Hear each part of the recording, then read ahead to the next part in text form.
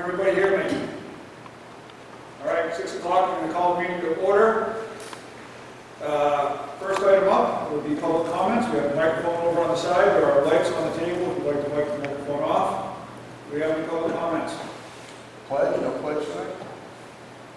We're just going to roll through and get on to business.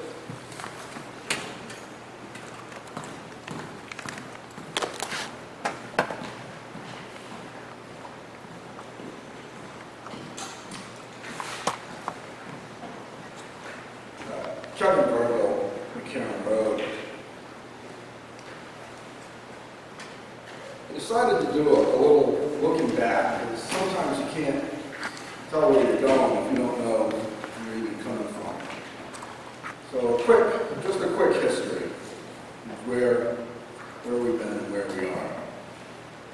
In 2015, the portable classrooms were 15 years old. Chair Langlois was first elected to the school board, and we started a parking lot trust fund to the tune of $25,000. The next year, Vice Chair Oxnard was elected to the board. The parking lot trust fund was increased by $35,000. And the year after that, the parking lot trust fund was increased by an additional $35,000 to put $95,000 total into a trust fund. And apparently the project was placed on hold because of uncertainty about expanding DCS. In 2017, we also received the engineering study for talking about expanding the school. And the Fairfield School Board held the high school listening session in the fall of that year, almost 3 years ago. In 2018, early 2018, we received the demographic study, which was part that we were missing before we could talk about expanding the school. In 2019, Papa was elected to the board. She's almost halfway through her current term. This year, Ms. Kelly and Riordan were elected, and they're more than 10% through their term already. Right? Already almost over 10% through the term. The portable classrooms are now 20 years old. We did do a DCS expansion trust fund this year for $250,000. But other than passing that money, it's hard to see what's happened. The high school contract with Concord expires in June of 2024. We've been talking about eliminating the portable classroom since before this history I just read and went through. And we've been talking about expanding DCS for almost this entire time too. And the reason I bring this up is I'm here to request that you guys continue to meet on a weekly basis. And the reason I'm requesting that is because we have a lot of uncertainty. We have a lot of work to do before we open up our school this fall in whatever form, shape, or manner we do. There could be all kinds of extra demands put on your time. But we can't be a one-trick pony, right? We've got major projects that we've been talking about for a decade. Some of these we've been talking about a lot for 5 years, but it's hard to tell the ball that are going to move forward, right? So I would encourage the board to continue to meet weekly and maybe use the every other week to consider a special topic. We need a plan. You need a plan of how it is, as a board, you're going to pave the way from where we stand today to what your vision is to get rid of those portables, to expand the school. If we'd have done the expansion we first started talking about, I mean, if we really would have pushed, a lot of these problems wouldn't be as bad as they are, because most of the problems we're facing right now are space needs. We don't have the space, right? And we've kicked the can down the road. So I'm begging the school board, at least for the next several months, meet once a week, pick one topic for each meeting, and really sink your teeth into it of how, as a board, you plan to go from concept and idea to actual, finished projects. I look back through the board's goals.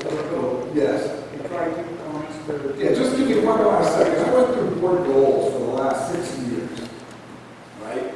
And it's communication with the public, and it's space needs. There's a bunch of other stuff. Most of these goals have never been met. And I don't know how familiar some of the newer members are with past goals. So I took the liberty to make a copy of all the last 6 years. If you want to take one and pass it down and thumb through it, because I know you guys haven't set your goals yet, and it's coming up, but you might want to go through that laundry list and see what past goals, were set that were never fully realized. Thank you. And I have extra copies if anybody wants a copy of the previous goals on the spares. Do we have any additional comments?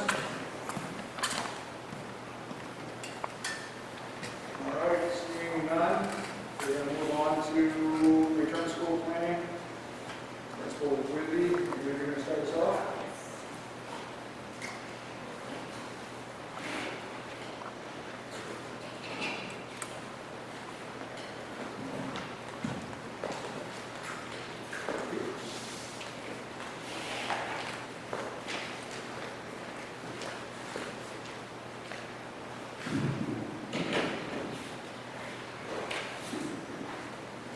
I promise this isn't the same presentation as last week, even though it has the same cover and the same theme, which is to bring the community back safely. So this is the August 5th presentation, and as you know, we still stick to our same 4 basic, mantras, you can say, to mitigate, to make it as safe as possible, to compartmentalize and stick together as a classroom, family, or grade level, such as a cohort, we can talk a lot about. Remaining flexible to make it all happen and accommodating and supporting each other through it all. So this week I sent out, the board had asked me to send out another survey to families regarding hybrid or remote. So I did send out a survey knowing that I didn't have all the specific details. As you know, this decision is a huge decision that we're making, and every week, every day, something new crops up. And these decisions are being made in increments. That's the best we can do. So last week, or 2 weeks ago, or 3 weeks ago, I presented the overall plan. We were tasked with planning for 3 types of scenarios in the state of New Hampshire. One being, sorry, on my screen, not this one.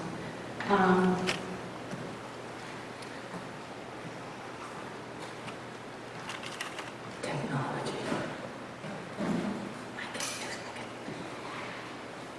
So this is the page I'm on. So the first presentation was on the 3 styles of return. So we were either needed to, the governor had asked us to come to plan for coming back in a full return to school. He asked us to plan for a hybrid model of instruction of returning to school, and he asked us to plan for a full remote option of returning to school, or returning to what would be school virtually, actually. So that was the first presentation, and from there, we decided that we would develop our hybrid model for the next meeting.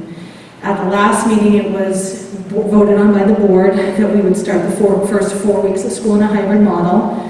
What that model looked like still needed to be determined, and that we would, after that time, reevaluate and hopefully return to a full return to school.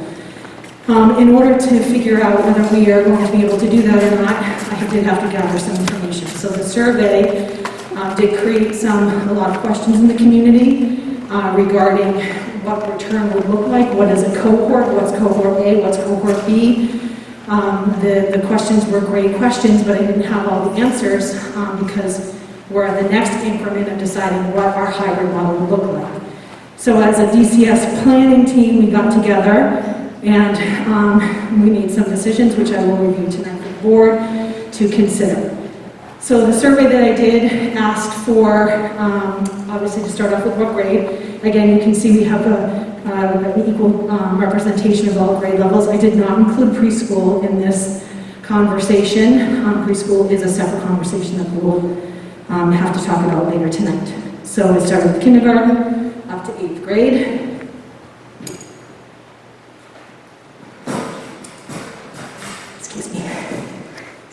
readjust here so I can click and move. And so from this August survey, as of 5 p.m. this evening, I have received over 380 responses. It says 360 because I also did this at 11 a.m. this morning, stupidly, knowing that the results would change. The numbers, however, are as up to date as they can. I did change the answers. So the question here was, my child will return to school in a hybrid model of instruction, my child will not return to DCS this year, or my child will participate in a remote learning option. As you can see, we have a higher number on this survey than we did on the previous survey that I had given back in July. We literally had a 50-50 split in this town as to who was coming back and who wasn't. So 316 students will be returning in a hybrid model, grades K through 8. We are working on how we are going to divvy up those students in cohorts that I'll go over in a few minutes. 4 students of these numbers are not returning to DCS. They have seeking an alternative, whether it's home learning or they're going to be going to a private school. When I asked the remote learning question, that led to the next level of question. It was like an if-then program. So if you do want remote, here's the next layer of questions. If you're considering remote, will you only consider remote if a DCS teacher can teach it? Will you only choose remote if VLAX is the option? Or regardless of whether it's DCS teacher or VLAX, will you choose remote? And as you can see, most families responded for their children that they would be returning. Oh, thank you, Lisa. Mr. Grieve usually has other duties as assigned, but I'm going to have to give that off to Mrs. McConnell. Thank you, Lisa. So 52 students, most of the students will choose, they're choosing remote, regardless of whether it's DCS or VLAX will participate. And then the 21 of the families that responded, or of the students, because it's not 21 families, that's 21 kids. I did ask families only I'm going to do one survey for each student that of grade level lives in their home. So 21 of those students would participate only if it's DCS, but then you go on to the next slide.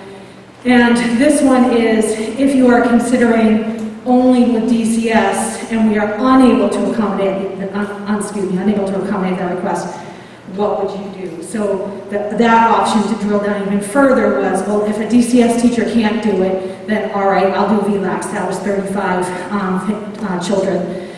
And then if a DCS teacher can't do it, then my kid's going to come back as a hybrid. So we do have 30 kids returning from that option if we cannot offer a DCS teacher for the remote option. 30 more students will be returning, which I'm happy about because I love my kids. So, and then 7 students are going to choose something else. They will not return regardless to DCS. So whether they're going to do home learning or their parents will find an alternative private school. So those are the results of the August survey. Before I go on, does the board have any questions about any of that information?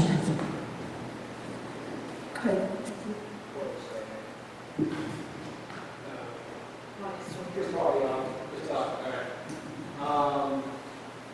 So I guess this is, as you mentioned, a constantly evolving situation. You never really know what's going on tomorrow. But I heard what I saw, and I'm asking whether you have any information on this, the idea that VLAX is, all the schools are going through the same thing right now. And so is it possible that there are a limited number of spaces that can do that? And if that does happen, I guess we have this if-then situation. Do you have more information about that?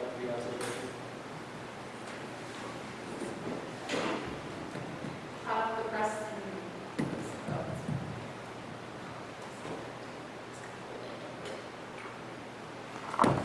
So as of this afternoon, we heard that VLAX is now waitlisted. So that poses a very significant problem for schools around the state. We have an emergency conference call tomorrow with the Department of Ed, so that's without us reserving these spaces? Yep. We may have reserved some spaces. Some families may have moved forward knowing that that was an option. So I don't know the total answer to that. So there might be some DCS students who are going to access that.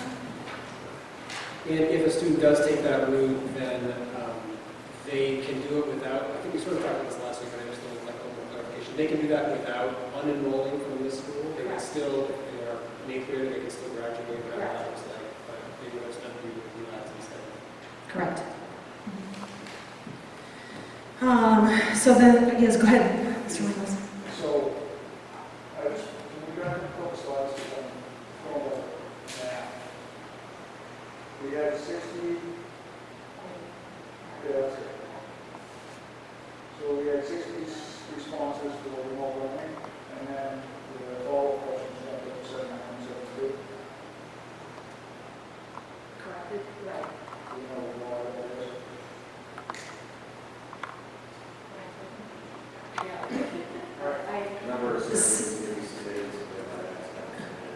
Or some people responded, my child is going to come back remote, and then the next question was, my child is going to, the only way I'll participate in remote is if it's a DCS teacher, which they could be thinking, oh, if we have to pivot to remote, I don't want to go VLAX. And so to clarify that, if we have to pivot as a school to remote, it will be DCS teachers that do that.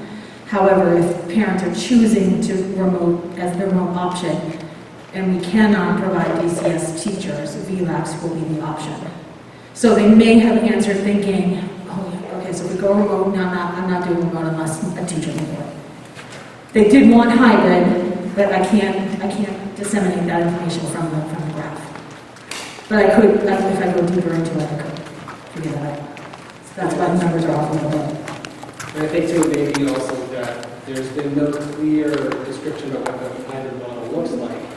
And so this, if you are considering, some people may be considering depending on what the hybrid model looks like, and we haven't decided that yet. That came up with the extenuating circumstances, and that I'm not making a decision until I know what the hybrid model looks like, or in emails that were sent to me, they're not making a decision until I know that. So Lisa, we're up to the transportation slide. So then the next question, of course, became, so if you are coming back, and as you know, in the July survey, we were literally in a horse race, 211 to 212 or something like that. It was neck and neck of parents that would be driving their children versus students that would need to access the bus. I took out whether they needed it either morning or afternoon because the numbers just didn't add up to anything significant. So of these numbers, we have 175 students who will be choosing morning or afternoon. The updated number was not significantly more than that, so I did change that. But and then 131 families or children will be transported by a family or a neighbor, or there were quite a few extenuating circumstances asking for students to be in the same cohort because of transportation opportunities. So those are all things that we are considering when we're making our cohorts.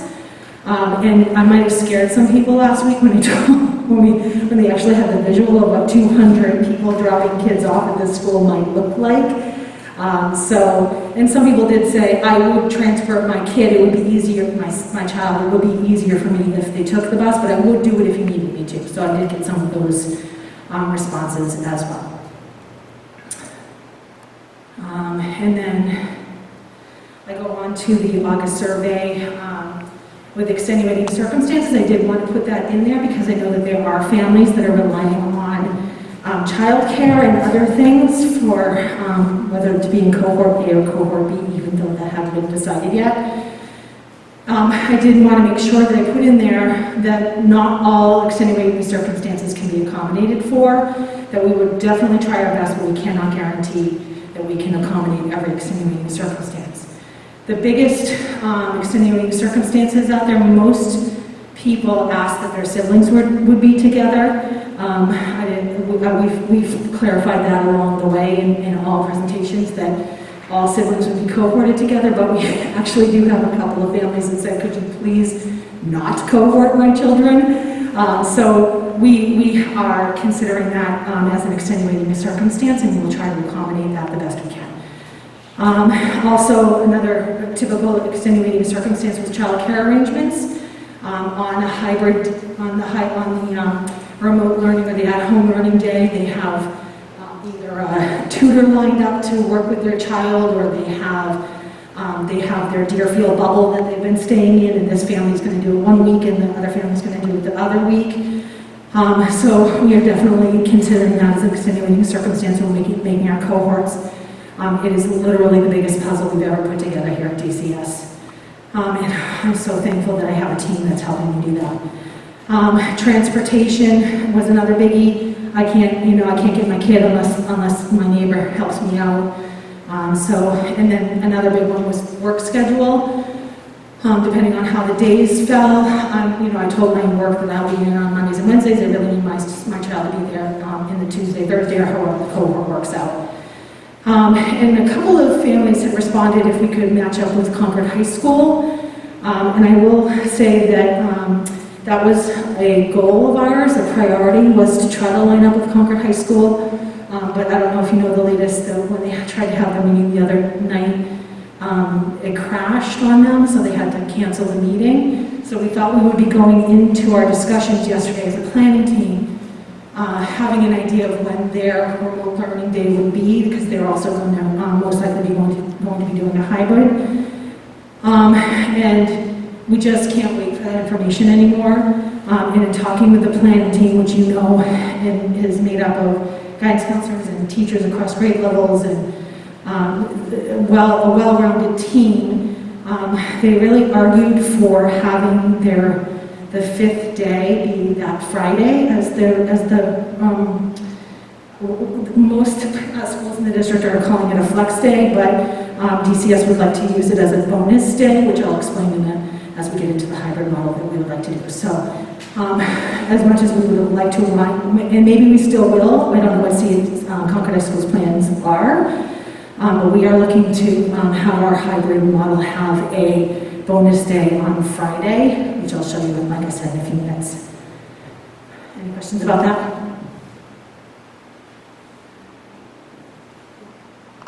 Seeing none, I'll move on. So I included this chart again, just to reiterate where we stand with our numbers over to the left. As you know from the last week's presentation, in kindergarten, our class sizes range anywhere from 16 to 18, and our second grade is the only grade in the school with 4 classrooms. Everybody else has 3 classrooms, including our middle school, 6th, 7th, and 8th. So our remote numbers did change a bit when we sent out a survey to drill down a little bit more. Again, preschool is a conversation that we're going to have in a little bit. I did not ask for preschool numbers, but as you can see, every single grade level went down pretty significantly, almost in most cases half. So last week from the July survey, there were 14 kindergartners that were going to not return to DCS for one reason or another. And with my latest August numbers, we are at 8. That might change because I have not, the survey still is rolling. I have not turned off the survey yet. But this is the most up-to-date numbers that I wanted to get to the board. I put the survey out yesterday morning at 10:45. I'd like to put them out on the hour, half an hour, or the 5 of some sort. I don't know if you've ever noticed that. Unless it's an emergency, and I can just send it out. But by 11:15, there were 100 responses. So answers, the survey really does roll in. This community takes their surveys very seriously, and it's greatly appreciated because we got information very quickly, and I was able to turn around and give you as an accurate a picture as I possibly can. What I want you to think about in terms of these remote numbers is, number one, like I said, the survey is not done yet. I did not close the survey, so as we speak, numbers are rolling in. Also, some parents have either reported out in their extenuating circumstances or in an email that they are not committing until they know what the cohorts are going to be and what that's going to look like. Some extenuating circumstances also, and to continue on with, there are some extenuating circumstances. Some families were asking whether if they first chose remote, could they then roll into hybrid, or if they decided to do hybrid to start the year off, then could they roll into remote if they didn't feel comfortable with how things were rolling. So all of these extenuating circumstances are things that we're considering. This is never a still picture. It's constantly evolving, and one family's decision can alter every, from a cohort that we are teetering on the line of 14 kids, a family needs to come back to a hybrid model. I have to have a seat for that soul, and I will not turn a kid away. So I just want you to keep those things in mind, that these are not solid, and I don't think it can be during 2020. There's nothing solid about 2020. So after our 4 weeks, the hope is that we can return full. That remains the ultimate goal. Also, the ultimate goal is to return full in the safest way possible. In order to return full, we are continuing to monitor federal, state, and local guidelines and guidance. We are taking into consideration our final student numbers and what that looks like as in remote versus hybrid. And then we also want to remember to take into consideration our mitigation measures. We need, how well are we able to physical distance? How well are we doing with our PPE requirements and our health checks? There are two things that are for sure in terms of our situation with our mitigation efforts, and that the two things I don't see going away are 3 to 6 feet and face masks. Those are the two things that other things might move, but those two things have not moved. I'm not saying that they won't, but I'm saying that those are the two things that will keep us in the situation that we're in. So this slide was from my last presentation as well. Went into detail about all of the different considerations that we are going to need to take while we're moving back to school for reopening. Pat Connors, who is the principal at Epsom Central School in Epsom, New Hampshire, part of our SAU, drafted a COVID handbook for his district and shared it out with principals. So if you click on that link, so I did give the board a copy of this.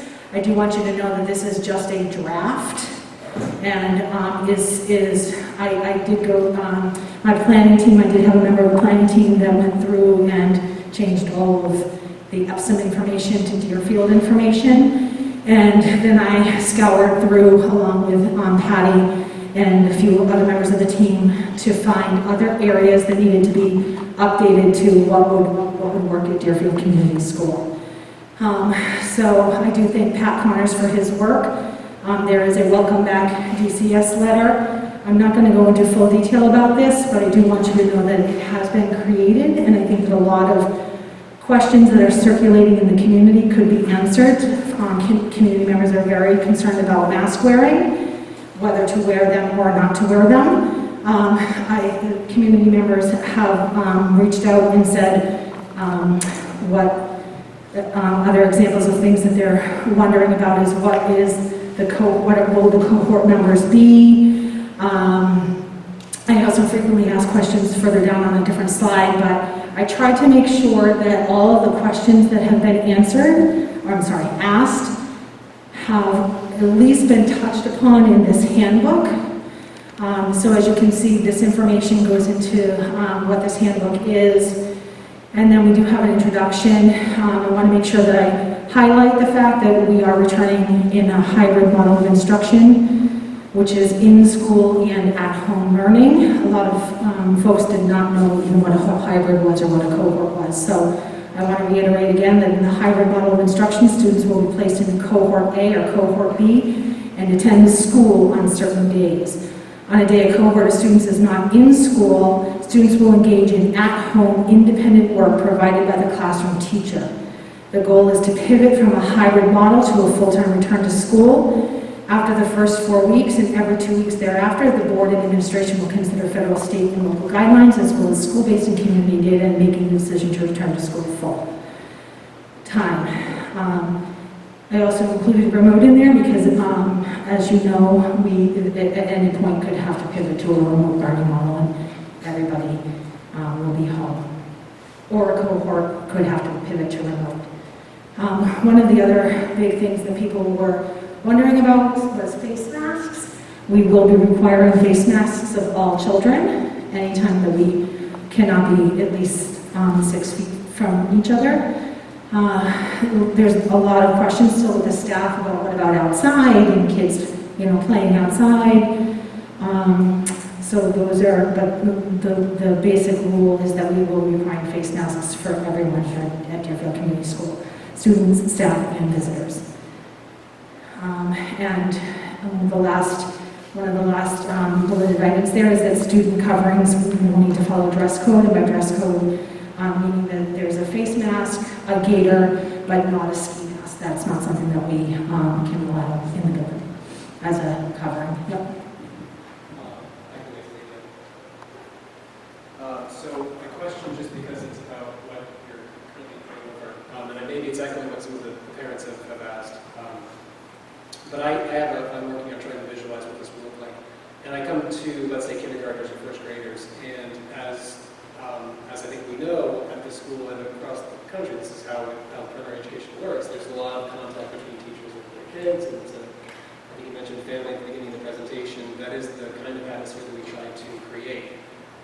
When the teacher is covered in a mask and perhaps also a face shield, all of the kids are covered in masks as well. And you said from grades K or from pre-K all the way up to 8th grade, everybody's going to have a mask.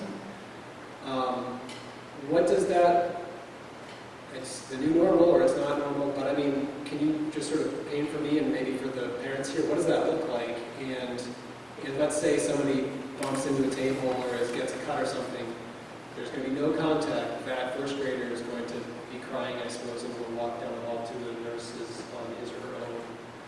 Am I correct in this? Is that really what's going on? This is the guidelines that are being set forth. Nobody likes them, but if we want kids to get back in this building, and that's part of it, is that we need to bring Johnny down to the nurse because they're not feeling well. I can't think of a teacher that wouldn't get close and bring them down if they needed to, but it is part of what our normal is now. And it will look very different, and that is not the way we like to have our school, and it's not the way that we would run things on a normal basis, but we are not in normal times. So, yeah, if you want kids back in this building, and we all know we do, that's going to be part of it. Mm-hmm.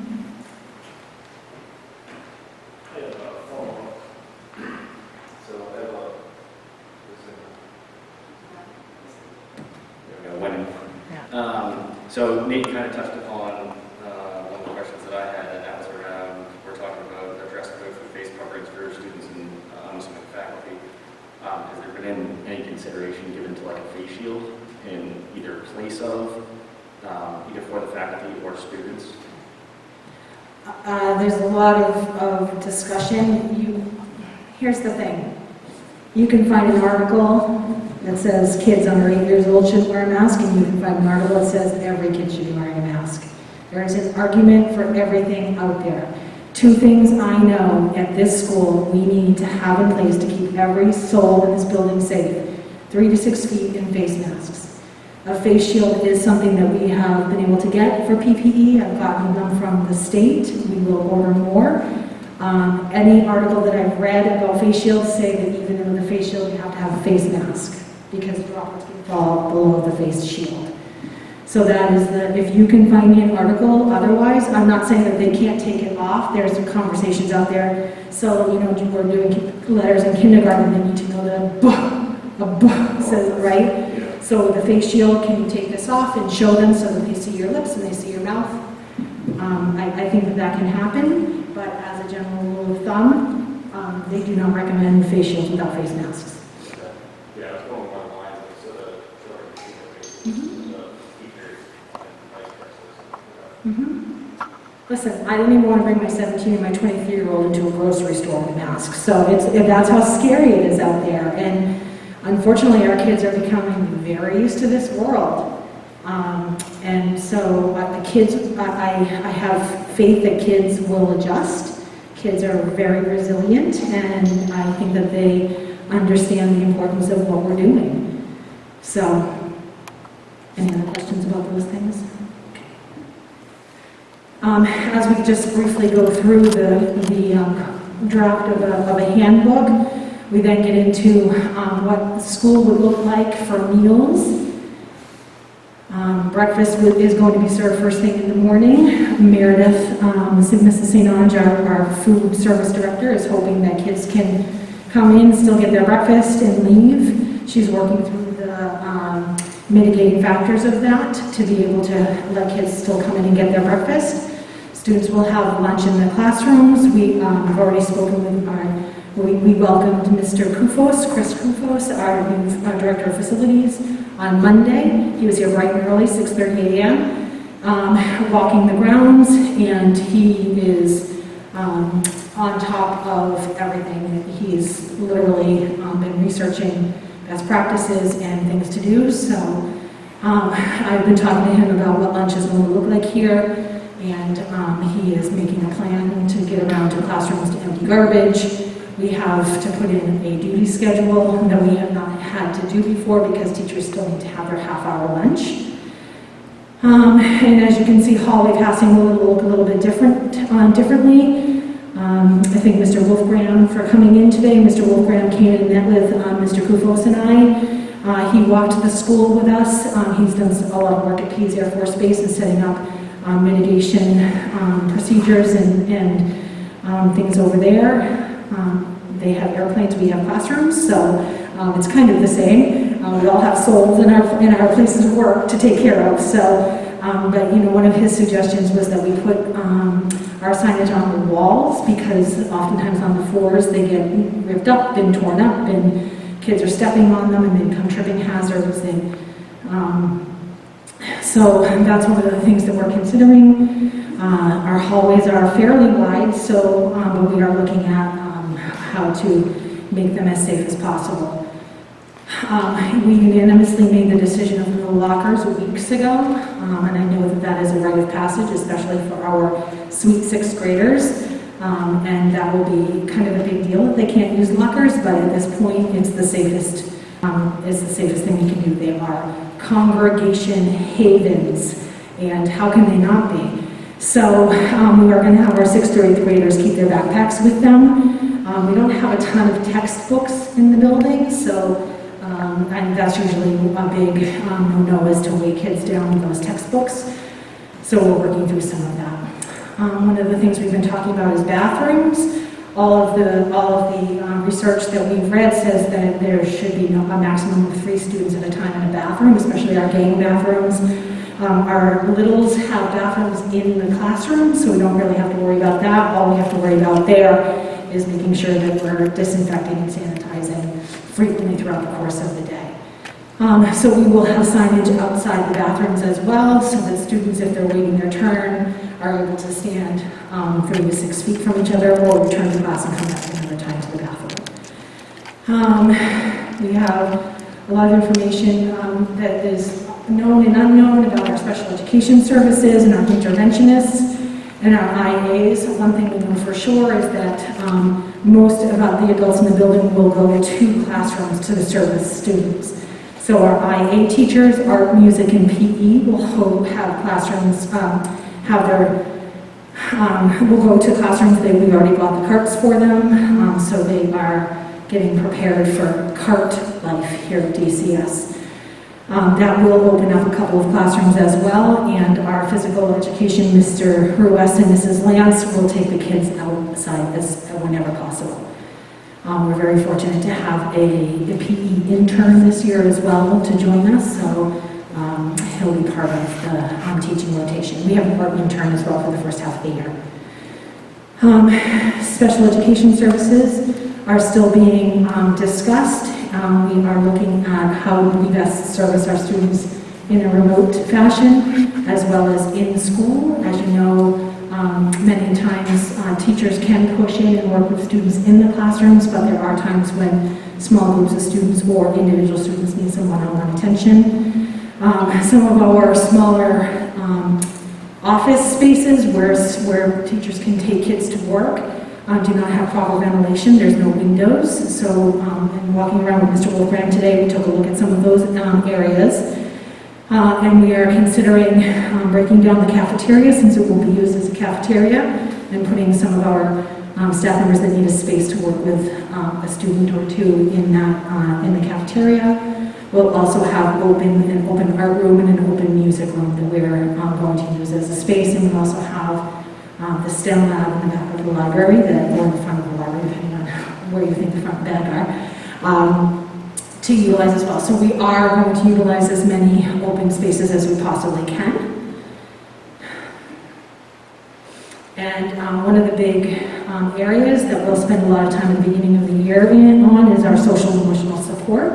We have not had our kids back in this building. It's the last time I tried to crack a SpongeBob joke that went a little flat. I thought the hook was coming out for me, but it didn't. So they have not been here for 6 months, and that's a long time. A lot of them have been through, maybe not an ACEs trauma experience, but certainly some of our kids have had some trauma during this time. Our teachers are well aware of this and are prepared to bring kids along where they are at. We obviously have our guidance counselors and Miss Wagner, who is our school psychologist, as they've been part of the planning teams. They've also they've been well aware of the social emotional needs that we are going to have to address when we come back to school. So moving through, we have our 504 students, and I think the big area that a lot of people are worried about and questioning is what happens when a student or a staff member gets sick. So we have outlined what the procedures will be. If a student or staff member is sick, they'll need to stay home. If they have a fever of 100.0, that is the trigger for you're not coming to school fever. So we will outline the symptoms of COVID-19 to be aware of. And then we are requesting that families are going to be checking their child's temperature, but we also will have the ability to do that here as well. Yes? Are you recommending?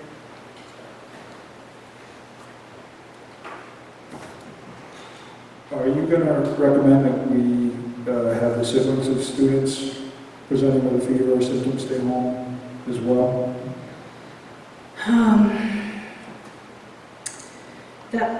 That's something that the nurse has gone, there's so many things that the nurses go back and forth on, and that's one of the current discussions is, do we keep those families home?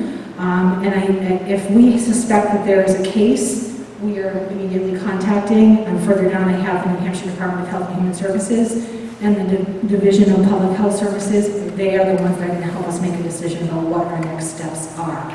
So we will not be making this decision in a vacuum. We will be reaching out to the authorities to say, here is the situation, what are we going to do? Do we shut down the cohort? Do we send the family? Do we need to send the family, not just the family? How much contact has this student or staff had? So there's not an easy answer to that, but we do have resources that we will be able to rely on to help us make those decisions.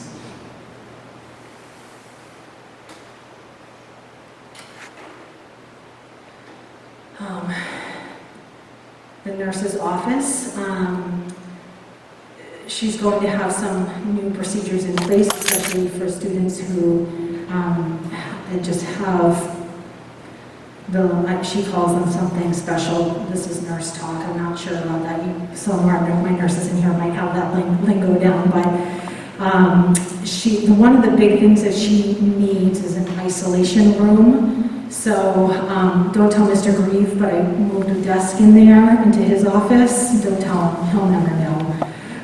And I've arranged my office differently this year so that we can put 2 cots in there, which we are able to get from Danny Gregg, has some cots available for us, and a makeshift screen. So my office will become the isolation room because it's right across from the nurse's office. It'll be right there. It's the only option right now that we have to do what we have to do. So that's going to be her isolation room. Again, all the things that you've been teaching your kids at home about hand washing, gloves will be available for teachers for if they're sanitizing or disinfecting, but not for any other reason. Obviously, the nurse will have them, and if we have our assistants or our paraprofessionals who need them, because they have reasons to be close to their students and do things that they will need gloves for, then we'll allow them to have them. But all the research says that gloves are actually worse to walk around and wear because they're just spreading germs from one place to another, and that washing your hands is the best mitigating factor out there in terms of getting rid of germs. So the nurse has already been talking about going around to classrooms and showing kids how to wash their hands properly. I think we have kids know how to do that by now, but we'll just make sure. And then building, cleaning, and sanitizing is an area that I've been spending some time talking to our new director of facilities about. He's already been researching our cleaning materials that we have here. We have our, I passed along the email that you sent, Mr. Reardon, regarding the spraying machine. He will take a look at that tomorrow. And our electrostatic sprayers have now come in. I think I told you last time that any PPE materials that we need get put on the back burner if a hospital needs them. So we're hoping now that we're getting closer to school, that schools will become the top priority in terms of getting some of these things to us. And again, I continue with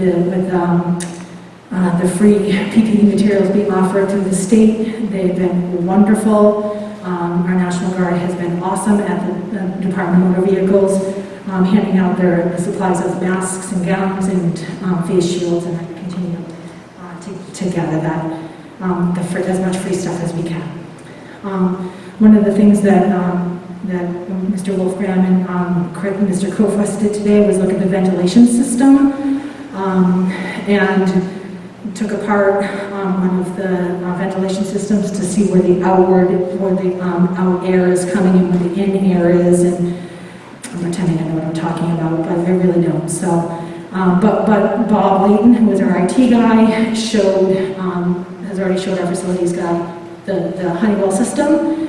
We have somebody visiting here, coming here on Friday to train Chris on increasing and decreasing airflow and how to do that using the Honeywell system that we had that the board approved to get upgraded last year. So that is coming into, that's really coming in handy this year. Yeah. Did you get the feeling from that conversation that it is possible for us to meet the recommended guidelines for that? Yes. The one thing that I think we want to make sure, I'm not sure when the last time the filters were changed. And so that's one of the top priorities. Of course, we'll go around and check the air filters and change them out that way if they look like they need to be changed out. I'm pretty sure most of them do.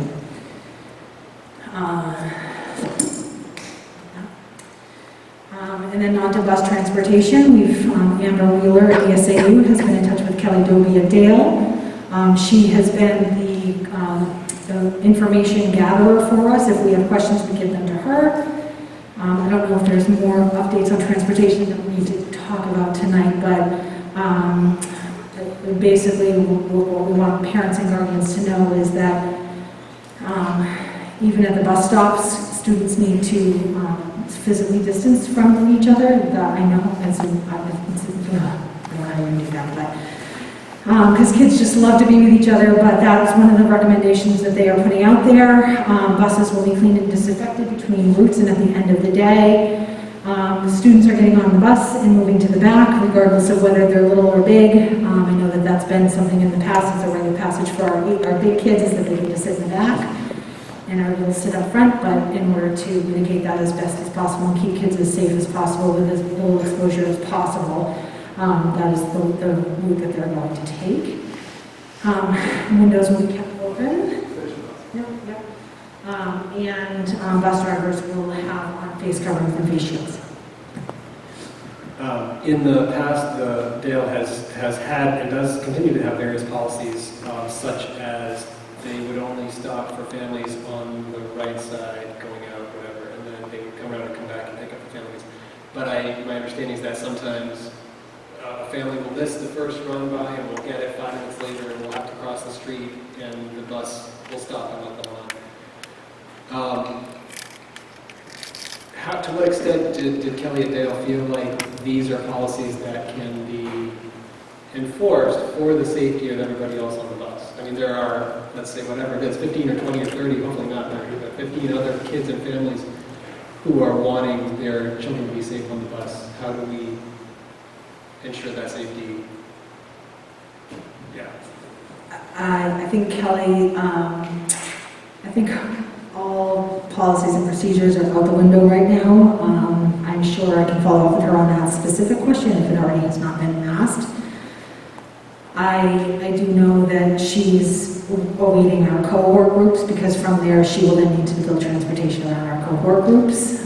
So this is going to be a bigger task than it is. It's not just, you know, Johnny and Susie and cohorting who will be. This is a huge undertaking, and it includes transportation for sure. I'm happy to follow up with her on that question though, because I don't know the answer. Patty, do you know the answer? We haven't discussed that particular question, but I do have a couple of updates to that list that we can add. We had talked before about hand sanitizer being available on the buses, and we did receive word that it's not allowed, it's flammable. So that's something that we're going to have to make sure we're encouraging students to wash their hands or use their hand sanitizer at the bus stop before they get on the bus, and then we'll have something for them when they get off. But there can't be hand sanitizer on the bus. And the other piece that we just learned that I don't think is in that list, we had thought there were going to be shields for the driver, and that as long as they could move, that would be okay. But we've since found out that you can't make any modifications to the original bus itself, so there won't be able to be any barriers or anything used on the bus. But the driver will have face covering on. So it's just wanted to clarify some things that we had put out earlier that we've since learned can't be the case. Andy, do you know of anything else, because you're a transportation go-to? Just maybe a point of clarification. My understanding was they were going to assign seats to students. So I'm assuming if somebody misses the bus, then that seat would go empty. But again, I don't know if they would then come back, and then that student would then load the bus after everybody else is on and then pass everybody. So that's something that'll have to be thought about. And siblings will be able to sit on the bus together. That was another big thing that we want to reiterate again. I think one other point too, people had asked how many children are we allowed to put on the bus, and Dale did clarify that that's really up to us. So they're not telling us you can't put more than 14 students on our bus. They're going to take our lead on that. So we do have some flexibility there. See, it changes every day. Thank you, Patty. As you know, morning and afternoon pickup will look very differently here, especially with the large number of families that are offering to bring their child to school or pick up their child in the afternoon. That number has gotten lower. It is still higher than the normal flow that we have had. I've told you in the past that on average there's about 70 to 80 cars on morning drop-off, not as many in afternoon pickup. But there will be obviously an uptick in that, in the number of cars if we return full. If we stay in a hybrid, then those numbers will be very reasonable, and we can continue with the model that we've been using. But if we do go back full, we do have that number of pickups and drop-offs at the beginning and end of the day. We will have to change our procedure. With the parent drop-off, is there a way for us to try to either extend the window that we could allow parents to drop off and pick up, and or try to assign maybe 2 separate times to get a little bit better flow through the law? In a hybrid model, I don't think we're going to have a problem with that, but if we do go full, that will be a consideration. I have actually had a parent reach out and say, if they can drop their child off earlier, could we manage that? I mean, I think we really have, one of our mantras has been to be as flexible and accommodating as possible, so we're considering all options. I would obviously need to have a staff member here to be able to do that, but I think that we could find a way to have that happen if we need to have different drop-off and pick-up times.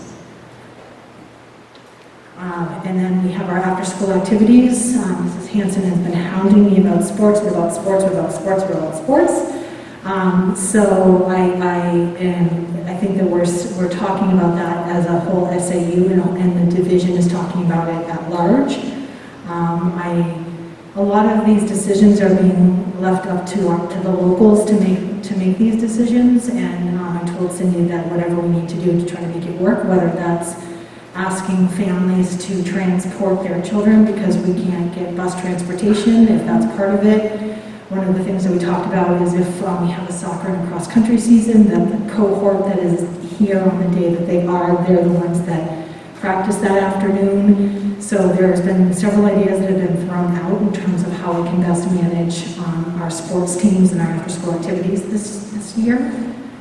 And I think what's important for the board to know is that we're really open to trying to problem solve just about anything with a magic slate so we can erase it and start all over again. I was listening to the Concord High School presentation last week, and they had a question basically to the point that if a parent or a student is remote learning, is taking this option, then are they still eligible to participate in sports? And their answer was yes. I'm just curious what you have thoughts about that. Well, if Concord's answer is yes, then our answer is yes. I don't really say no to that. But the point of being remote is you're choosing remote for a reason, so if you're choosing to come and play a sports, then that's a risk that you're taking, for sure. But yes, that's part of our conversations that has come up a couple of times. All right. I know that this is long, and I'm really sorry. I know the board loves me talking. Parent conference meetings, I want parents to know that at any point they can have either a virtual or an in-person meeting with the teacher. That is always an option, especially this year, as I know families are very concerned about what their children did during remote learning time, how it affected them, and they want their teachers to know that about their children. Unfortunately, field trips and assemblies for all grade levels will be canceled until at least January, and then we will revisit that. Visitors in the building will be required to wear masks. I want to make sure that I clarify that we are only letting essential visitors into the building. I know several parents like to volunteer, and so we will really need to consider the essential part of that volunteer work before allowing them to be here on an extended time during the school year. We do have other members that are part of our team that do come in. We have our UNH supervisor that comes in along with our UNH interns. We have a mentor facilitator that is here twice a week, and we do have some staff members that work at different schools. PT, the physical therapist, doesn't just work here. She works at several different schools. Both of them do. So these are what we're considering essential visitors, and they are vital to the operation of Deerfield Community School. So they will be allowed to come in this building, face masks and all of that in place, but we're holding off on random volunteers being able to come into the building. As you know, that building... And this is probably a question for Patty, but the board, do we need to make a policy regarding the face coverings inside the building?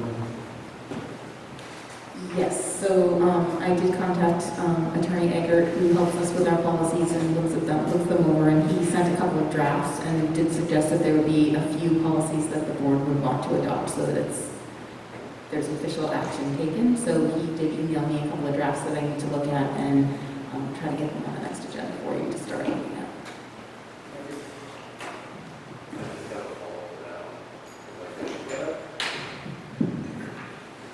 So was that specific to face coverings for just in the building that he had drafted some documentation for, or is that for release liability and those sorts of things for faculty, staff?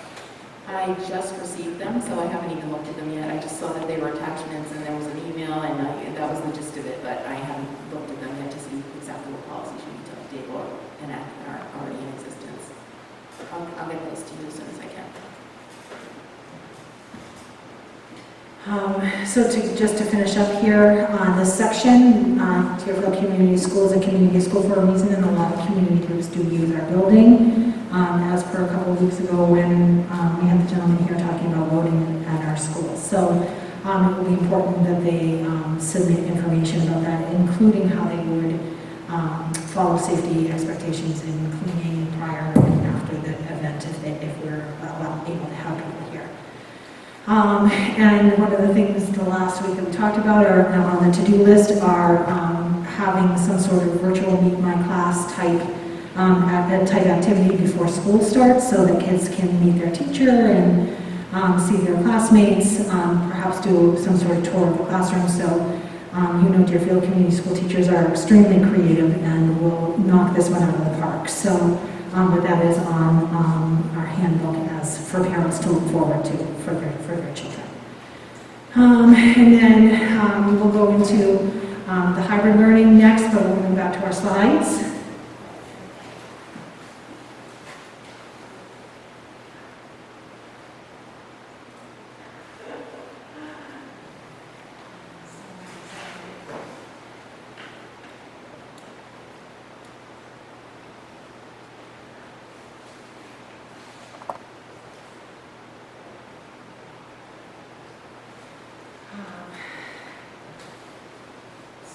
So the next part of the handbook was the hybrid learning model, but before we get into that, I want to make sure that I cover a couple of things with the board that led up to our decision.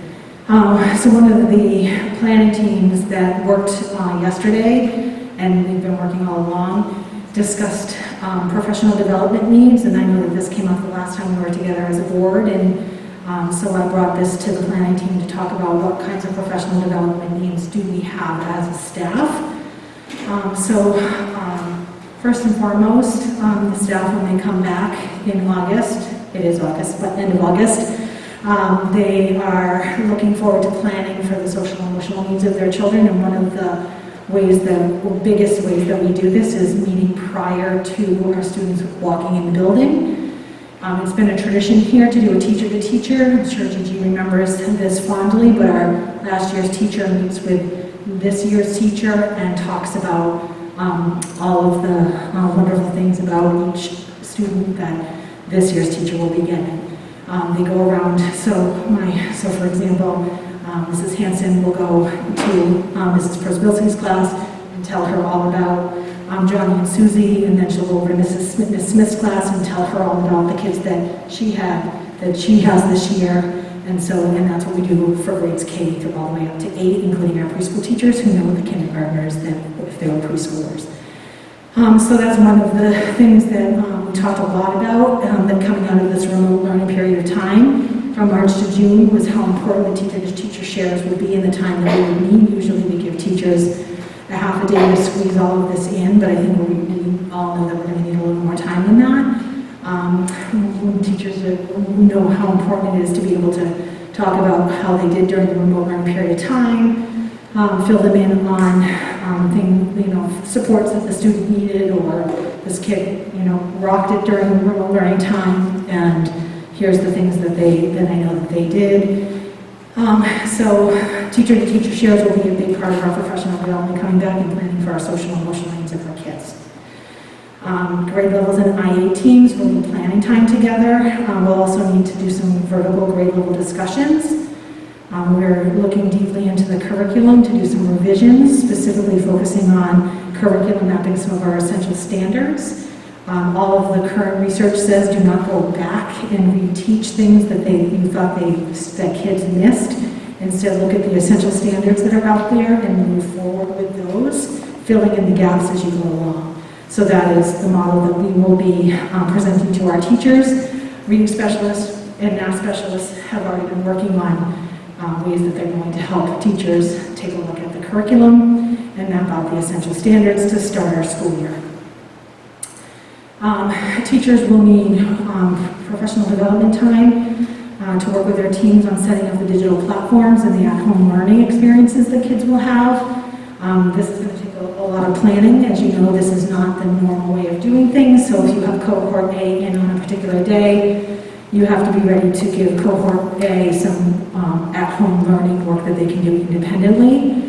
So I know my teachers will want some time to work on that and figure out the best way to get that information to them, whether it's going to be a paper packet that they walk home with on Monday to the next day and bring back the following day, or they're going to be using digital platforms such as Google Classroom.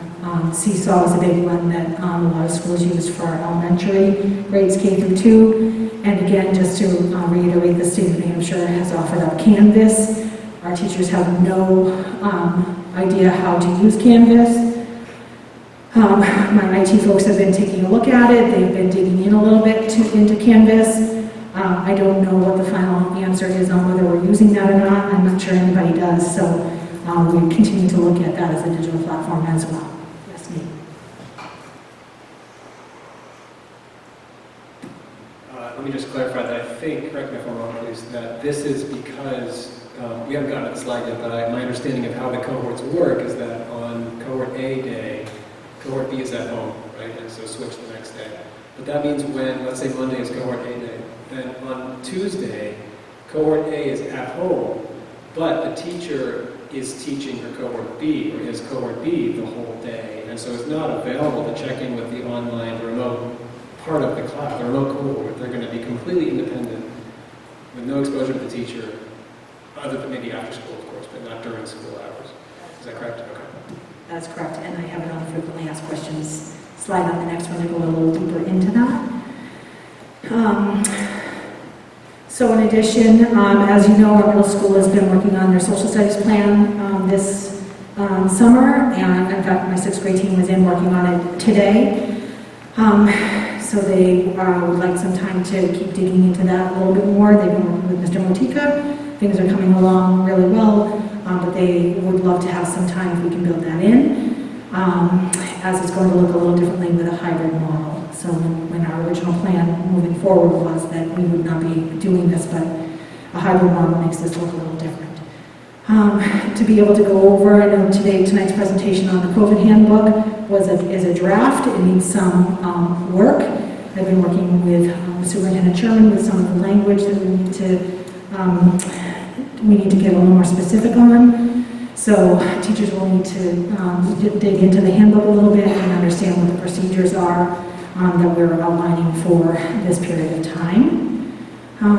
Our specialists will need some time in discussions, setting up assessment schedules, what will their support model look like, and I'm talking about our reading specialists and our math specialists, but also we have a lot of related service folks in the building that will need to talk about their time. We have some case managers that will need to take a look at their schedules and figure out how they can best support kids in school and remotely, as they will be responsible for the goals and objectives of the students' individual education plans. We would love some team time for outdoor classroom exploration. A lot of time, energy, love, devotion, the list goes on, is being put into our outdoor classrooms. We have a workshop coming up on next August 17th. I think it's a Monday. And for several teachers that are coming in to talk about how to best utilize that classroom, their classroom space, a classroom space, outside classroom space. So we've got some team time to do some exploration in that regard, but also what will classroom routines look like? What are procedures that need to be in place? How material procedural changes? There's a lot that's going to be different this year as we take a look at moving from kids that can sit in groups of 4 to now kids who are sitting in rows all facing the front of the room with the 3-foot spot for the teacher to stand. So this will look very different, and they'll need some time to process through all of this, not that they haven't already.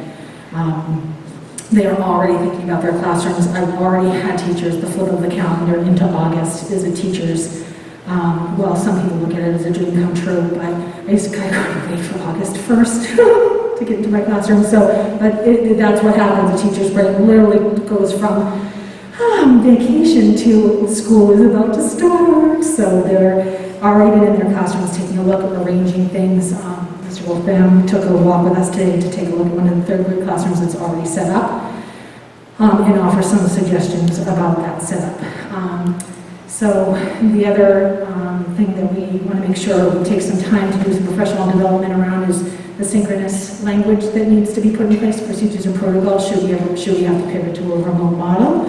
We want to take some time to discuss what that's going to look like. That is a very different remote model than what we did in the spring. Our spring remote model was asynchronous, which means there was no schedule attached to it, but the SAU schools in the SAU have all made the decision that if we have to pivot to a remote learning model, that we would do it in a synchronous fashion. And then also discussing with teams and implementing some sort of beginning of school assessment and what that will look like. We don't want to assess the kids to death, but we do need to get a gauge of where they're at. So with that in mind, we, as a planning team, started to talk about Mr. Oxnard. You mentioned in 3 bullets back, the classroom routine, the way that trying to picture what the class is going to be, how it'll be structured, like you said, will be in rows, students will be 3 to 6 feet apart, facing the same direction. And to me, that sort of calls back what I went through in school in the 80s.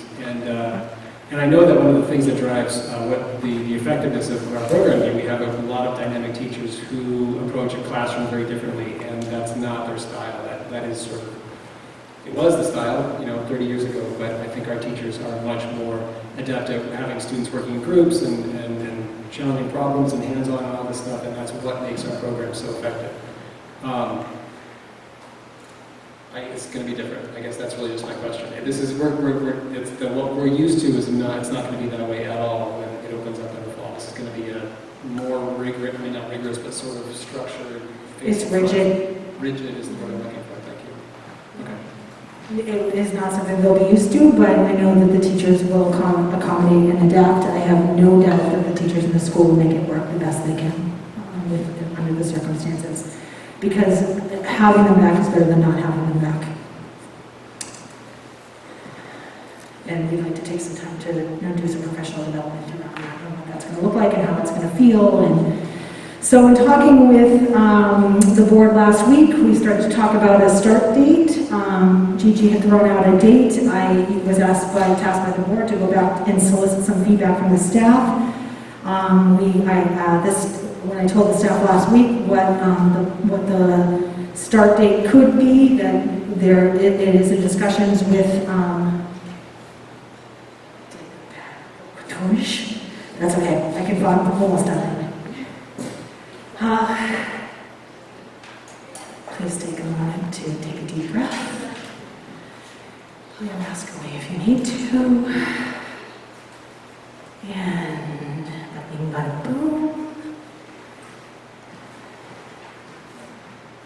Just going to restart for a moment. Stretch your arms. All right. You're making so funny, Lisa. It's okay. It's fine. Are they laughing behind their masks? I can't tell.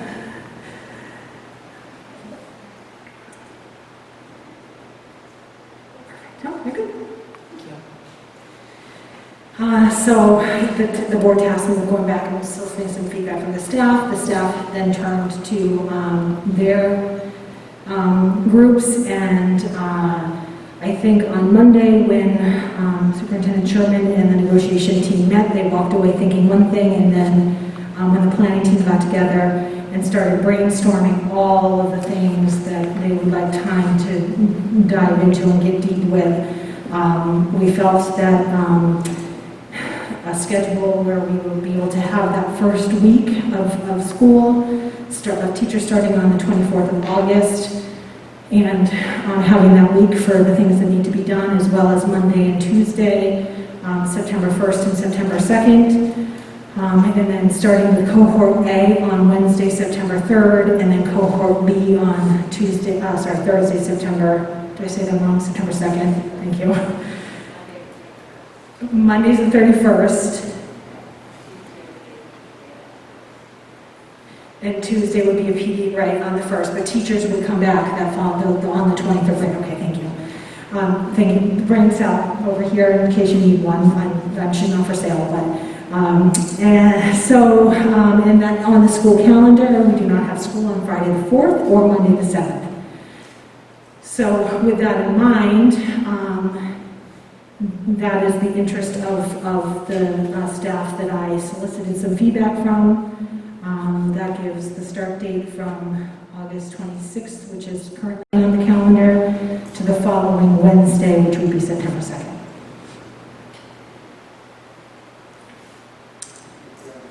And I can go on the, yeah, go ahead. I have it broken down into the hybrid model, but we can take some time to talk about this if you want.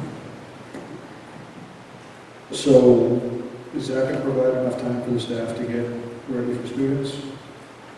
Are they comfortable with that, or do they feel like they're going to be crowding everything in stuff? The planning team felt pretty confident. They were pretty excited actually about thinking about this model as starting off the school year and having a nice solid week plus to get ready, having our kids in for a day, each cohort in for one day, and then starting full the following week, with Tuesday being our first day because Monday is Labor Day. And they seem to think that would be enough time.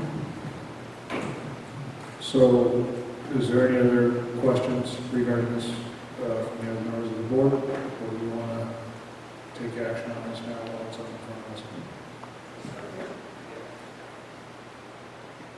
I'm happy to go through what this would look like as a hybrid model, if you'd like to circle back. All right, so the next slide starts to get into the considerations that we would like for our hybrid model. I know that the board had wanted us to look at an AABB day, and in talking with the planning team, we felt that the best approach would be an ABAB with a bonus day as instead of a flex day, which a lot of schools in the district are doing. Their hybrid model is ABAB with a flex day. Their flex day is on Monday, which would be remote learning for all. The planning team really felt strongly that they wanted a third day with hands-on students to give that day a little more structure and to give kids an extra day in the building throughout the first 4 weeks of the hybrid model. And then if we aren't able to get out of the hybrid model, the bonus day would continue and we would still have kids every other week. They would still have a third day of school. So again, just to go over what the hybrid model is, there would be a cohort in school, cohort A or B would be in school, they would be receiving instruction at school, and the cohort that is at home is doing at-home learning. They are working on home assignments that have been provided by the classroom teacher. Families do not need to come up with these assignments. It's follow-up work from the learning that was done on the day that they were in school. So classroom teachers will provide, again, some sort of home packet that the kids would work on, or they would provide the assignments on Google Classroom, if that was the platform that they were used to using, or some other online platform. As you know, we had an awesome DCS remote learning website page. And again, the state of New Hampshire has offered Canvas as an online platform, but we don't have any more information about it just yet. The bonus day would rotate from cohort A 1 week, cohort B the following week. Every Friday would be a third day of in-school instruction for a particular cohort. And on the next slide, just to get some frequently asked questions out of the way. So people are asking about at-home learning days. At-home learning days will be independent work. Students will have limited contact with teachers. We could offer paraprofessional support when possible. I do reiterate when possible because our paras will be in the building working on both cohort days. But we are also trying to be flexible with some of our paras that have their own children in this building. Content that's going to be covered, again, I talked about the professional development that will be needed with covering essential standards. There'll be social emotional learning will have a deep purposeful focus to start off the school year. We're going to look deeply at our beginning of year assessments, what is most important, what will give us the most information of where kids are at now.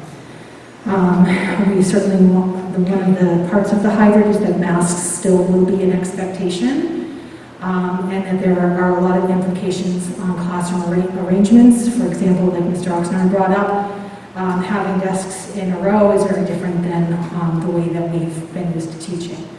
Our ventilation system has been looked at and is in the process of getting done when it needs to get done. We're looking at cohort group sizes of about 8 to 10 students in each cohort, the average size is about 8 for the cohort group sizes.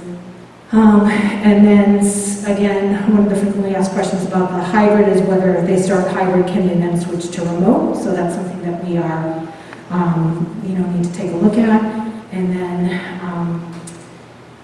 at any time, we could pivot to a remote learning. So we need to keep that in mind in terms of this hybrid model.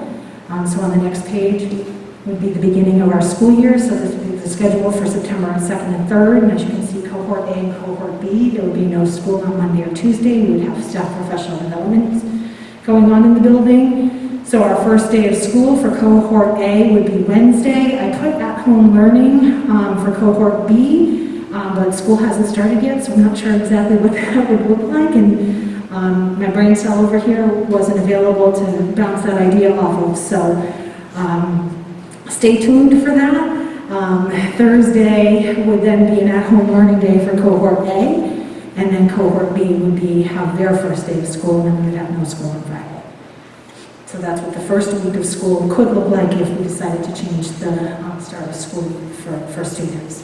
The next slide shows you the following week, which would be the week of beginning September 8th. Monday is the 7th, where there's no school because of Labor Day. So Tuesday would be cohort A's learning day at home, because we're going to be doing it Tuesday, Thursday, Monday, Wednesday. So Tuesday would be cohort A at home, cohort B would come to school. Wednesday, cohort A is in school, cohort B would be at home. And then Thursday, A is at home, B is in school, and then Friday would be our bonus day. Cohort A would be in school for their bonus day, and cohort B would be at home doing their at-home learning. So the following week, the week of the 17th, is when it really starts to solidify in terms of what this will look like. Mondays and Wednesdays, cohort A will be in school. Tuesdays and Mondays and Wednesdays, cohort B will be learning at home. Tuesdays and Thursdays, cohort B is in school, and cohort A will be doing at-home learning. And then Friday will be our bonus day, and this week, September 14th, will be cohort B's bonus day. Can you see the transportation as we speak? Unraveling poor Kelly Doby. So there's, like I said, every decision that's made has huge implications for somebody else.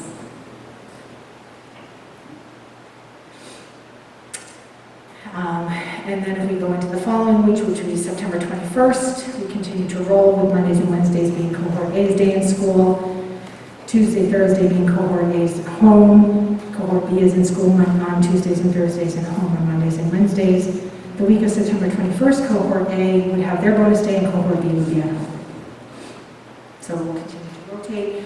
At the end of that 4 weeks, the decision will have been made whether we are going to pivot back into a full full in-school learning, or whether we need to continue with our Monday, Wednesday, Tuesday, Thursday, bonus day Friday.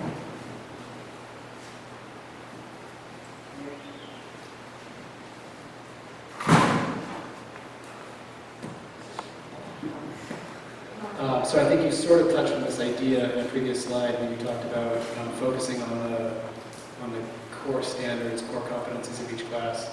But as I look at this schedule playing out, the math doesn't seem to add up for me to get to the point where a student will be exposed to or learn the same amount of content that they have in previous years. In terms of content, in terms of amount of learning, it looks like every other day, and yes, I know that every other day they'll be at home doing their at-home learning, and some of it depends on how that's set up, so theoretically I think it is possible, but it seems like more realistically, sort of less than 100% is what we're expecting here. And I think that's realistic, and I think that's fine, but I just wanted to confirm that.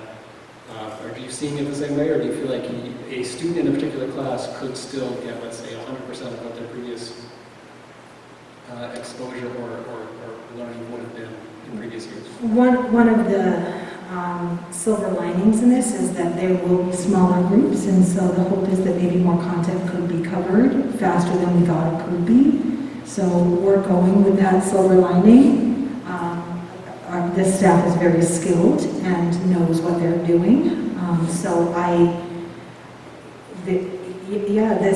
This year, and we'll be feeling the effects of this period of time for many years to come. We'll probably still be talking about them when they're in their 80s. Oh yeah, that's the cohort group. Yeah, that's what their problem is. So I think that there are huge implications to a model like this. It's either this or we don't get our kids back. And we're not doing that. So there's that. I would rather get them back, getting as much as we can before we either have to pivot to remote or hopefully we can come back full and really be full steam ahead. That is the hope and dream of all of this.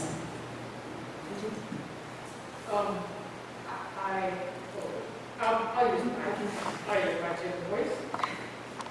Can you hear me? Can people hear me? I was in June on a Youth Voice conference, Zoom conference, which was really cool. And it was interesting how all of the educators and students were 70 plus people, mostly from Vermont, but there were actually some people from Australia and some people from Germany as well. And they were talking about how after kind of going through this remote learning process,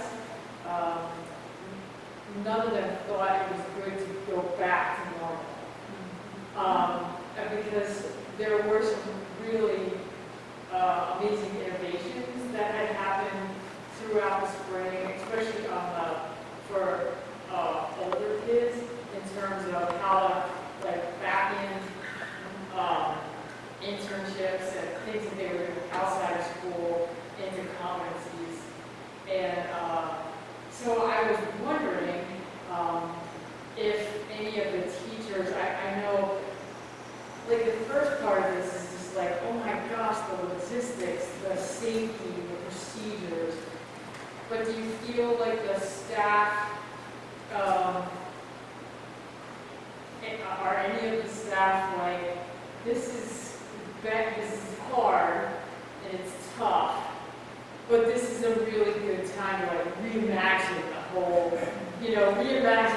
thing? Is there any sense of that energy? Is there anything that we as a board can build in professional development-wise in order to foster that energy?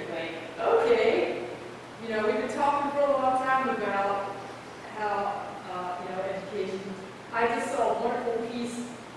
Southern New Hampshire University was actually on the world news yesterday, and they have developed a degree. You can get your degree, and it's 120 competencies. And so there's no seat time. You don't have to go there for 4 years. It's self-paced. You don't get a GPA. And I thought, wow, that's what we've been waiting for. Because so often what holds us up is well, you go to high school, and then high school is we go to college. But now here we have a higher ed institution right here in our own state that has developed this. So if you can think of anything, once we get kind of past this transportation and wear your mask and all of that, if there's a way we could support that kind of energy, all right, how can we back our competencies into building the best outdoor classroom? And what does that look like?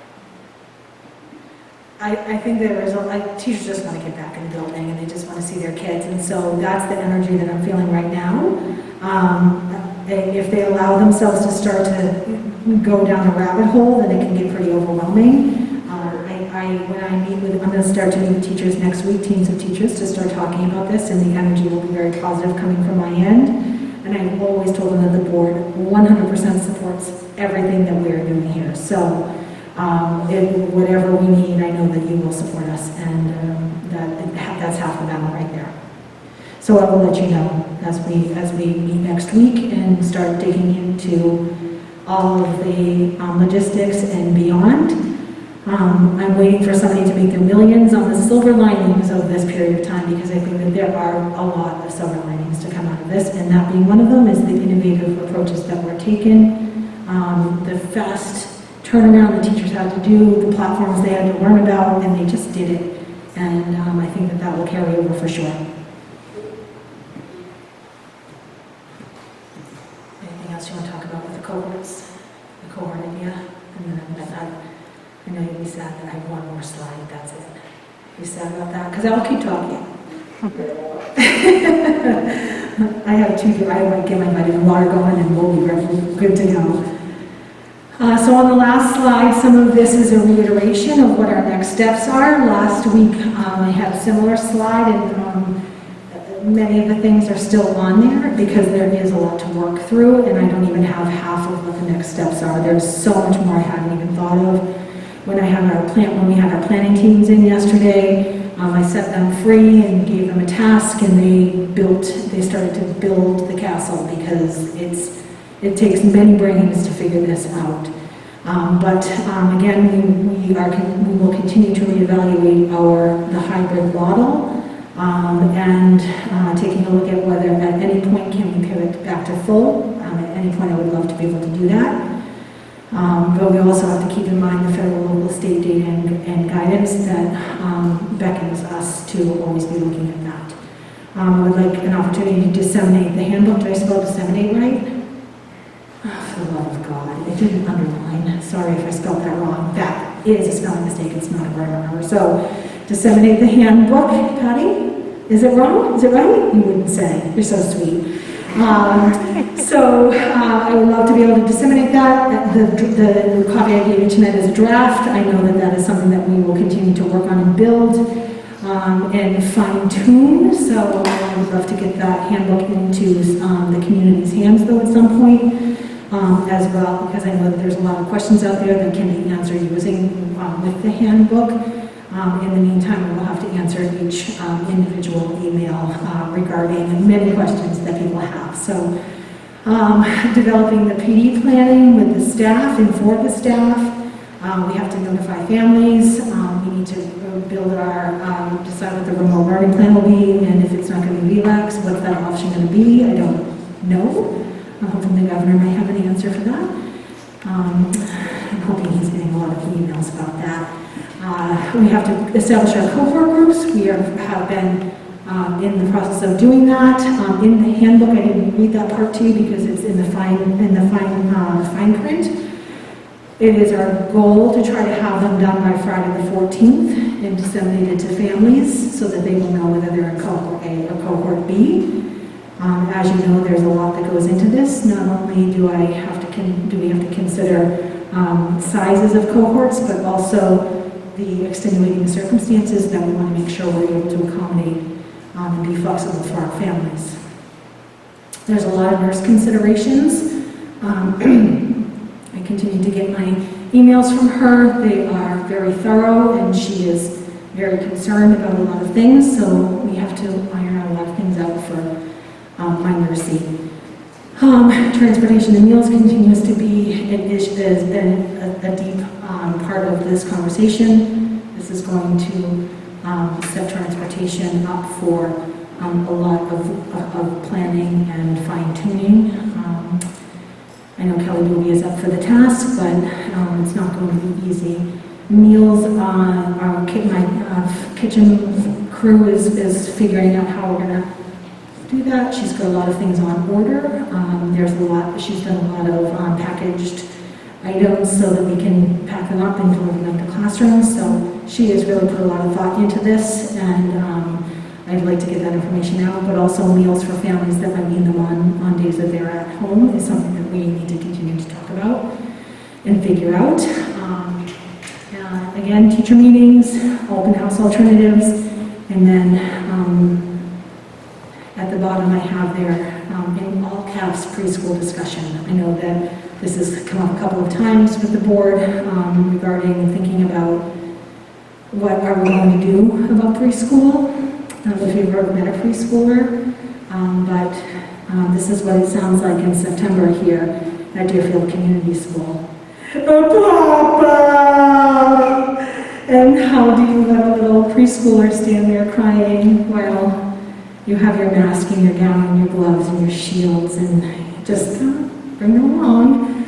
There's a lot to consider. I would like at some point this evening for us to pivot to that discussion, not to overuse a word, pivot, but we do need to have that discussion. A lot of people in the community are waiting to hear whether preschool is going to be a program that we can offer here at Deerfield Community School. We do have an obligation to our special education students who are on IEPs. As you know, Lisa O'Connell is here, and I'm sure the board, if you would like me to invite her to have a conversation, she's not afraid of microphones. So that is where we're at. The end.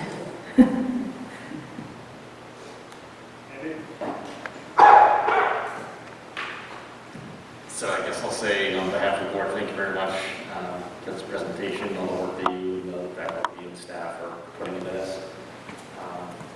Just based on this last slide, I had three kind of, I don't know if they're questions or if they're just statements, things to consider as we refine, each of these sections. But the first one was around, I think, what would be nurse considerations. We talked about testing when students come to the building. I wasn't certain if there would be a value in testing midway through the day or, say, like early afternoon. It might help put us in a position to be able to communicate to families or make plans for the rest of the student body for the following day. So that's maybe a first. Second one was around notifications and families and transportation.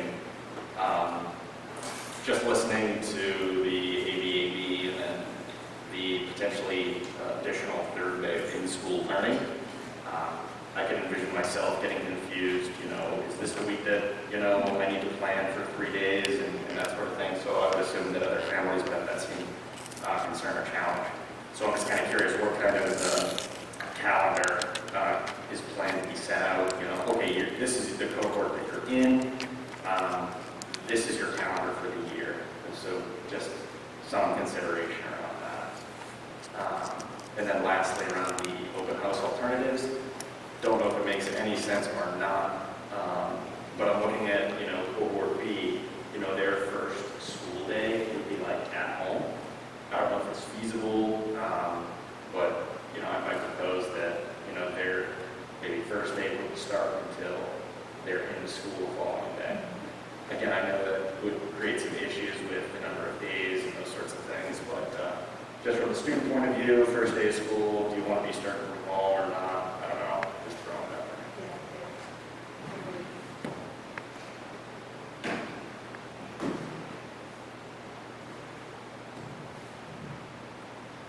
So, looking at, I think, a long list of ideas and thoughts, but things that, it seems like we need to take action on. One of them's going to be potentially adjusting the start of school would be an action item that we can address now. I guess reaffirming your recommendation for how you want to structure the cohort groups would be something we can take action on. And then I suspect as we get going, there's going to be some questions. I've got pages of them here, but is it?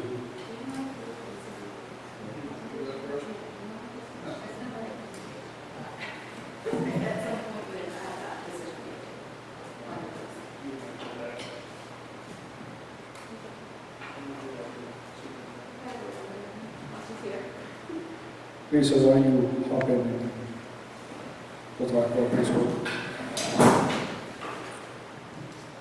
So I think most people know that we are fortunate in this community to have an in-house preschool program that provides both special education services to identify 3 and 4-year-olds that might need that level of support and care, but we also have typical peers in the community that are integrated into our preschool program so that we're able to provide that service to families, and that's been very supported by the board and something that we are quite proud to offer to this community. It's unique.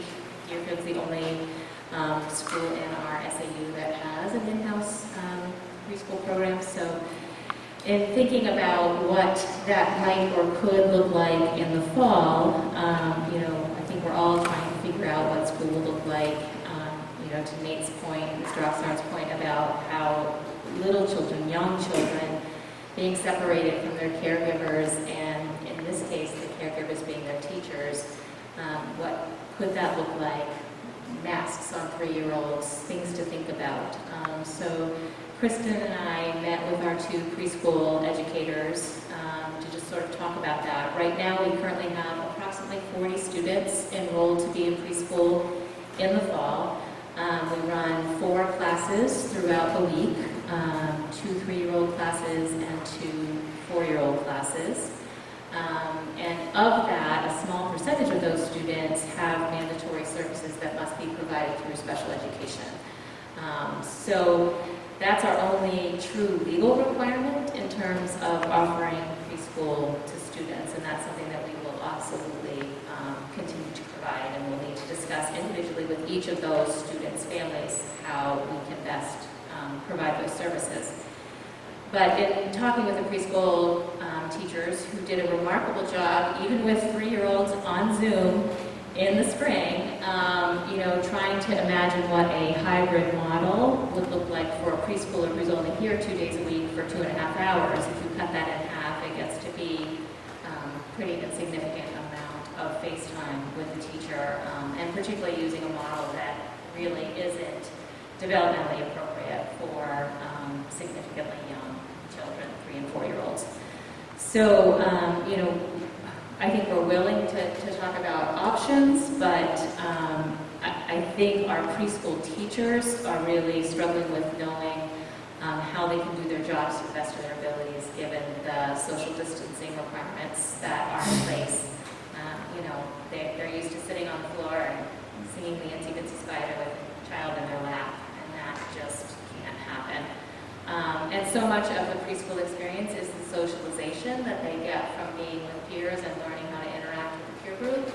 And if we cut the group in half, our classes are only 12 to begin with, so it would be a very different experience. So we're considering whether we postpone the opening of our preschool program until later in the school year, waiting to see if and when we're to the point where we could pivot to a full open. I think would probably be the only point that we would feel comfortable offering a preschool program that we would feel meets the developmental needs of the children.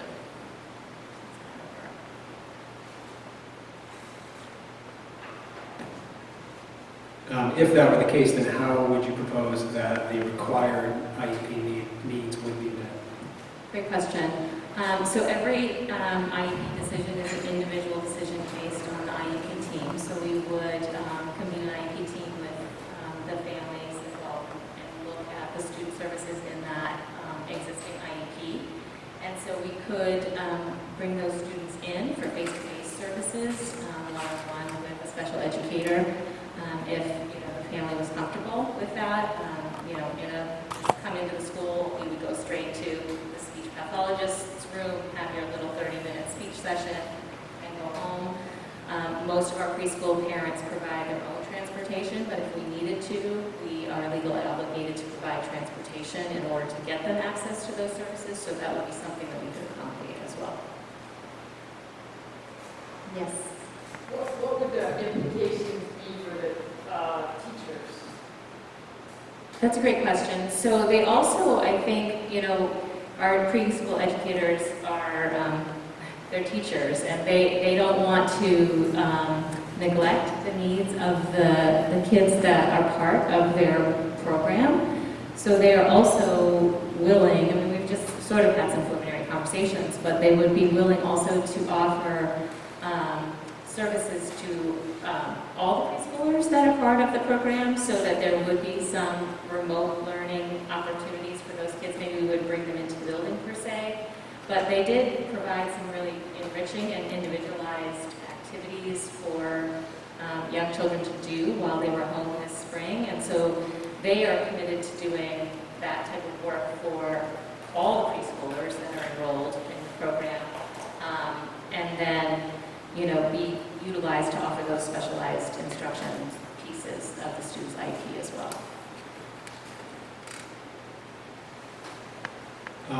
Just out of curiosity, how do other districts who don't offer preschool meet the IEP needs of kids that age? So the SAU has a preschool that services a number of the students from the other towns in our SAU. Other places that I have worked outside of SAU 53, sometimes those services are provided in local preschools. So the preschool teacher, special educator is more itinerant and goes into perhaps a local community preschool and offers those services in that setting. Maybe this is more of a question for Patty, but is it a possibility that we could, if we reduce these responsibilities by not offering this class, would that be appropriate for one of our teachers to take care of it? Could we have a second one, maybe move to help with the kindergarten load or something like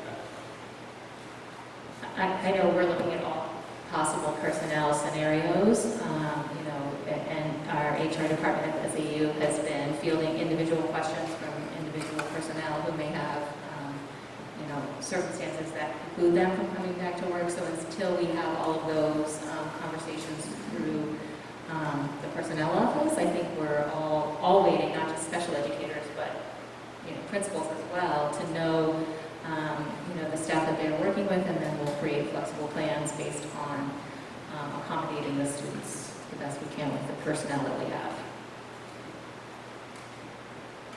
So the long answer is yes, we could be flexible with how we use Some certification to be able to cross the line, that's not just preschool, they can do what you need. in another capacity, which could be helpful given their circumstances.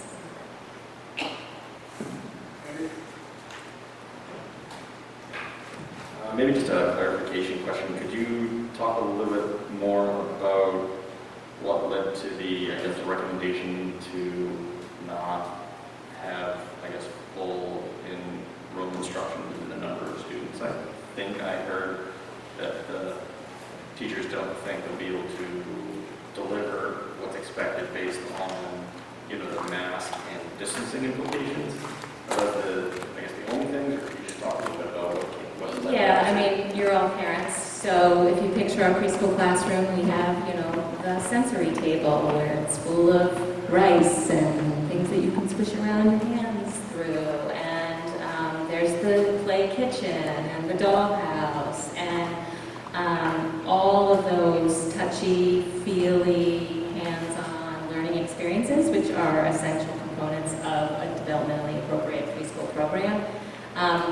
Thinking about, you know, 2- 3-year-olds in the block area exchanging blocks and wait, point that one down. You know, I mean, it really did become a little overwhelming to imagine how we could offer them that experience in a meaningful and safe way.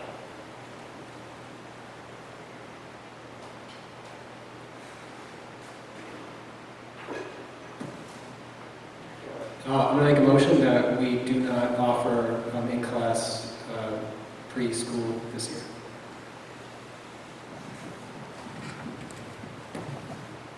We have a second? All right, I'll second it so we can continue discussing. Nate, you wanna? Yes, thank you. So the reason for this is, as we just heard, a great description of what would be gained in a normal year by students of that age coming into the school.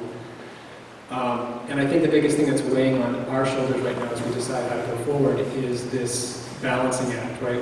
Is the safety that is, I mean, we've heard a number of examples here. I'm going to mention the bus, but there's a bunch of other examples where we really cannot guarantee the safety of our kids in this building. And I know that we can mitigate, those are the words that we use because the best we can do is 3 feet in a mask and whatever else, but we cannot 100% guarantee that we will not have an outbreak or have a sick student or adult in this district this year.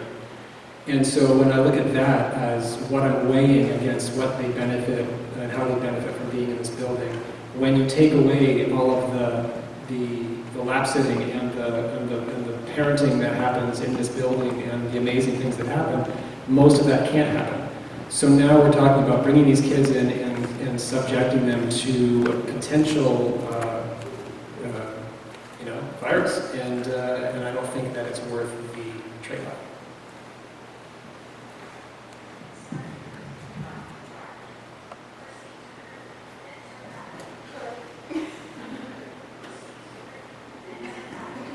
What if we go away? What happens? So, based on what you just kind of laid out with us, we're still going to be able to provide the services to the students that need that. So that's fully going to be covered in-house. We're not going to be outplacing any services. That's correct. Yeah, we have plenty of personnel who are willing and able to offer those services. All right. Any additional discussion from the rest of the board? We would appreciate Like I said, we will not offer in-school, preschool services this year. I guess at the start point, is there any value in saying 4 weeks, 6 weeks, half the year? Where, I mean, if all of a sudden we transition after the first 2 weeks of school or the beginning of October, everybody's in school, it's whatever it is, and we said we're not off preschool for the entire year, it doesn't make sense to include something where we'll reassess it every 2 weeks as part of our regular ongoing. Until we go. Sure. So,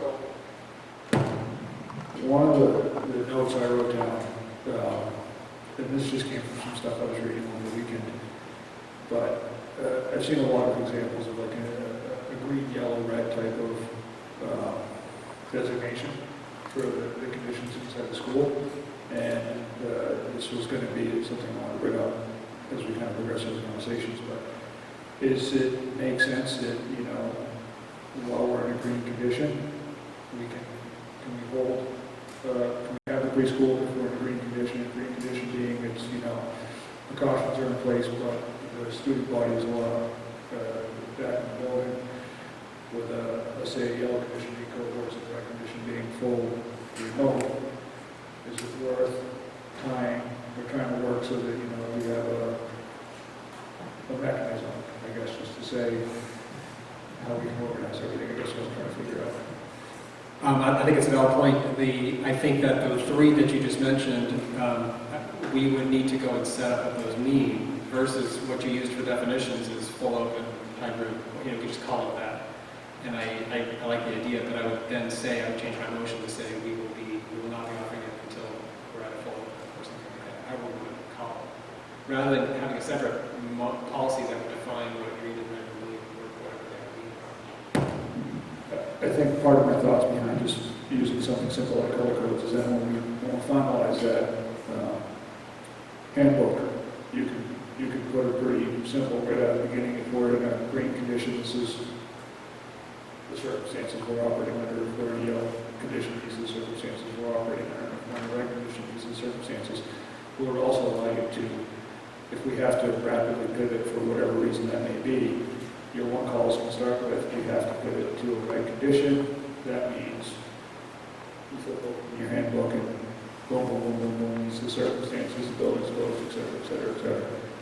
So that's kind of what thought process is. And obviously we're not going to head the current motion, but It's just a thought that may tie into it, that I was going to get into it shortly. I would just add, I know that if the school were back open and we were not under the restrictions of social distancing and mask wearing, and we were at that point, I know our preschool teachers would want their preschoolers to be back in the building at full capacity, along with their siblings and other classmates. So, just add that. Is it your thought that part of the hindrance for the preschool is the mask wearing and the distancing as well? And the cleaning protocols that would need to take place with young children. So, I mean, your recommendation may exceed kind of the green, yellow, red type of circumstance. It sounds like it's more like we need to get to the old normal for it to really be a feasible thing. That's how I envision it, yes. Juju?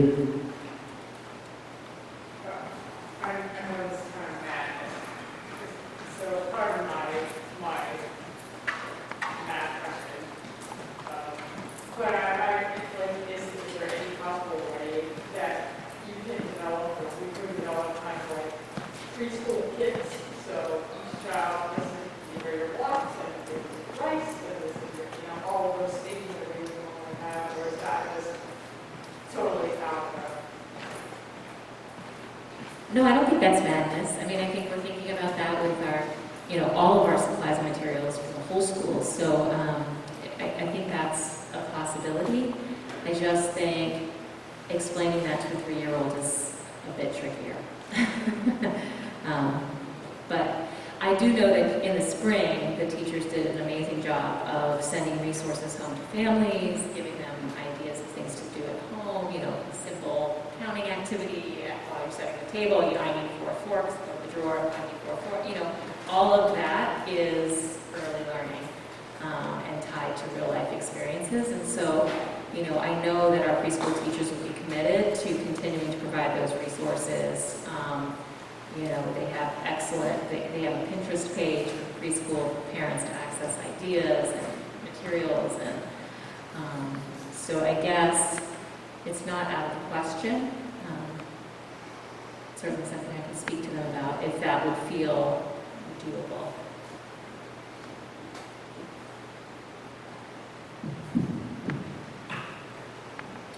I suppose we could also decide to open the year as a remote learning, similar to what you were just describing from the spring. Would be another alternative rather than just not opening it. I don't know to what degree we get the same participation, but it would be probably more than if we just said we weren't offering it. So,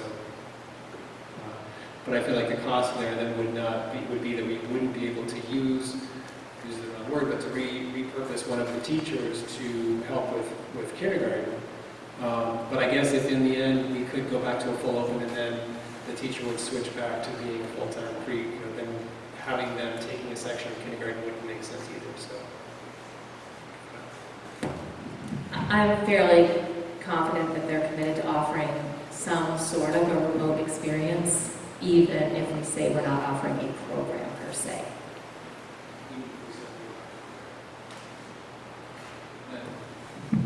I think I'll withdraw my motion. I'm fine with that. All right, and I'm going to remove that. I'll move that we begin the year in pre-K with offering a remote learning environment until the school pivots to a full open environment. All right, so I will, I'll second that for discussion. I think, and what I'm hearing Lisa say is that,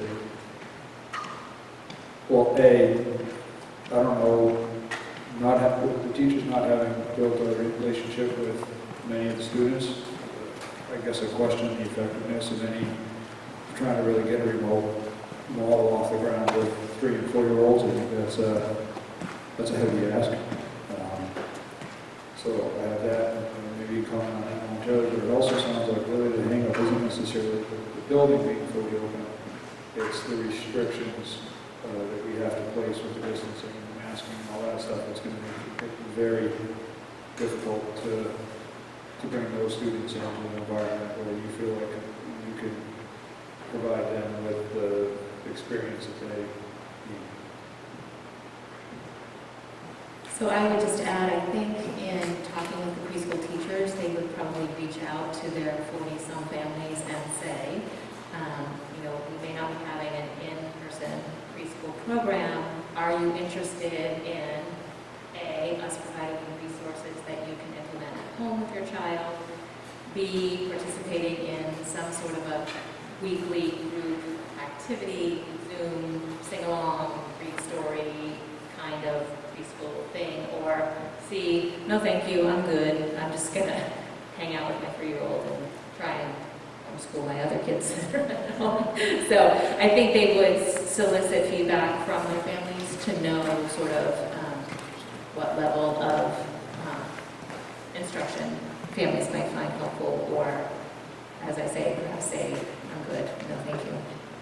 Is it worth surveying the parents to see if they think it would be relevant versus just they want to offer it in the school field?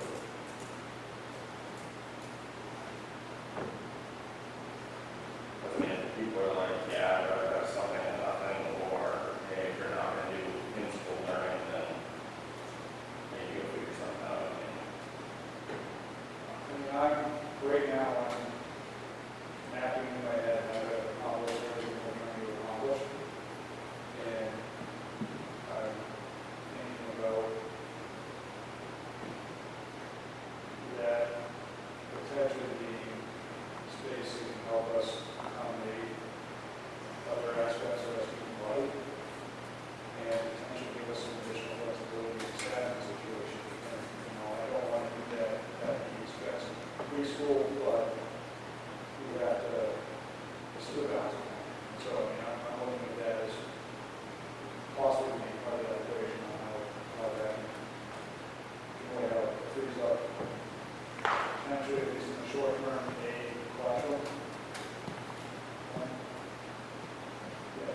One classroom, and we can potentially give us a staff and utilizing a role, and that may serve the greater good if we can provide services to the students who provide services. So that's kind of what I'm thinking about.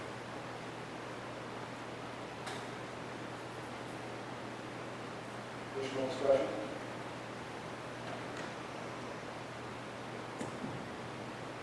Current Motion made, if you just want to repeat the motion that you had.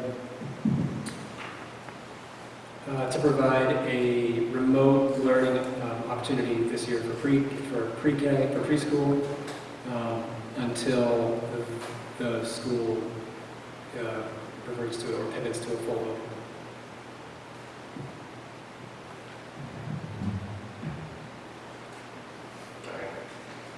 Yeah, it was already said. So we're just, I don't know about the effectiveness of the remote option, but if you guys want to vote on it, we can vote on it and see how it goes out. So all in favor? Opposed? 3-2, so the motion fails. That motion fails. So that motion fails, so, does anyone remember want to take another stab at this?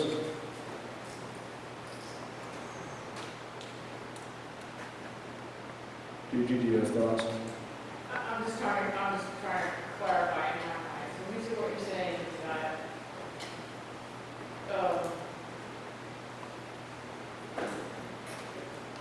it seems challenging to offer with everything, with all the things that need to be in place in order to keep kids and teachers safe.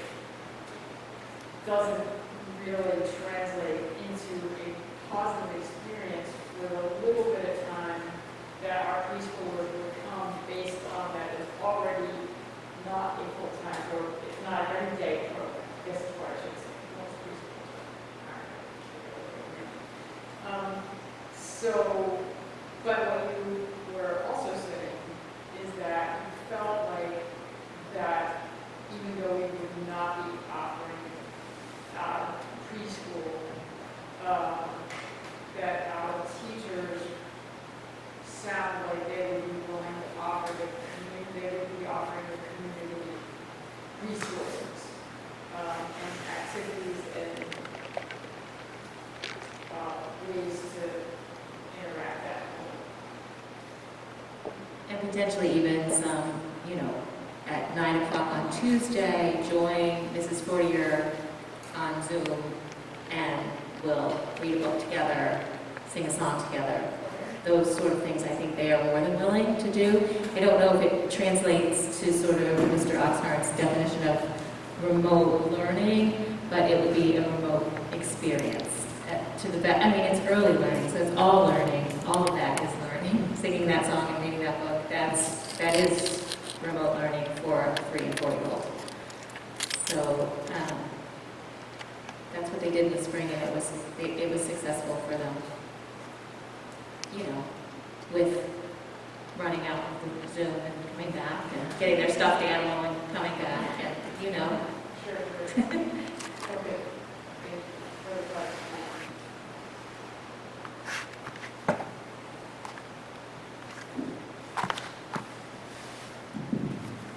All right, try again. So I will move that we offer a modified remote experience for our preschoolers this year until the administration deems it safe enough to open up in an educationally positive way. Do we have a second? So I will second. And I was trying to write that down as fast as you were saying it. A modified remote learning experience for our preschoolers this year until the administration determines that we can open the school in a safe and educationally positive way.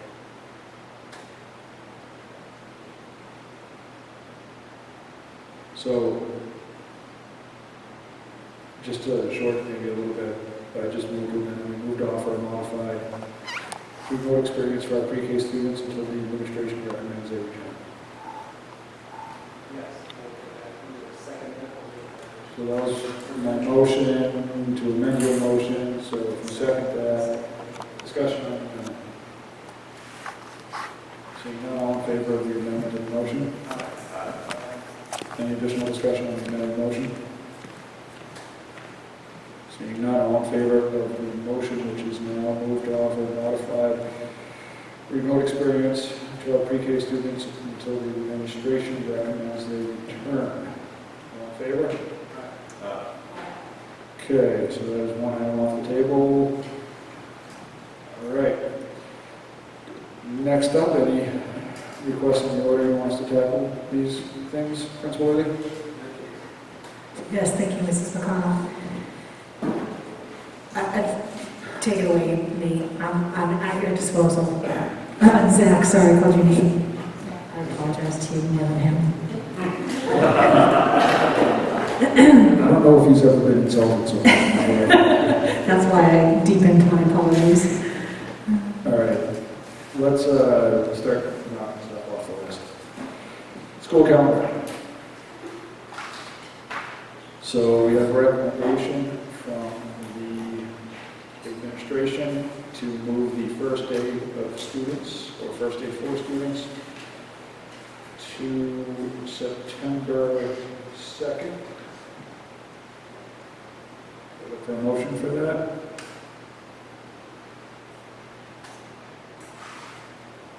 Second, let's go ahead. Well, You're gonna move it. Anybody?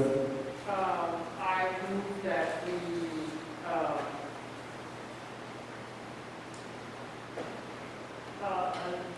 amend the calendar, the start of school, to reflect what is in the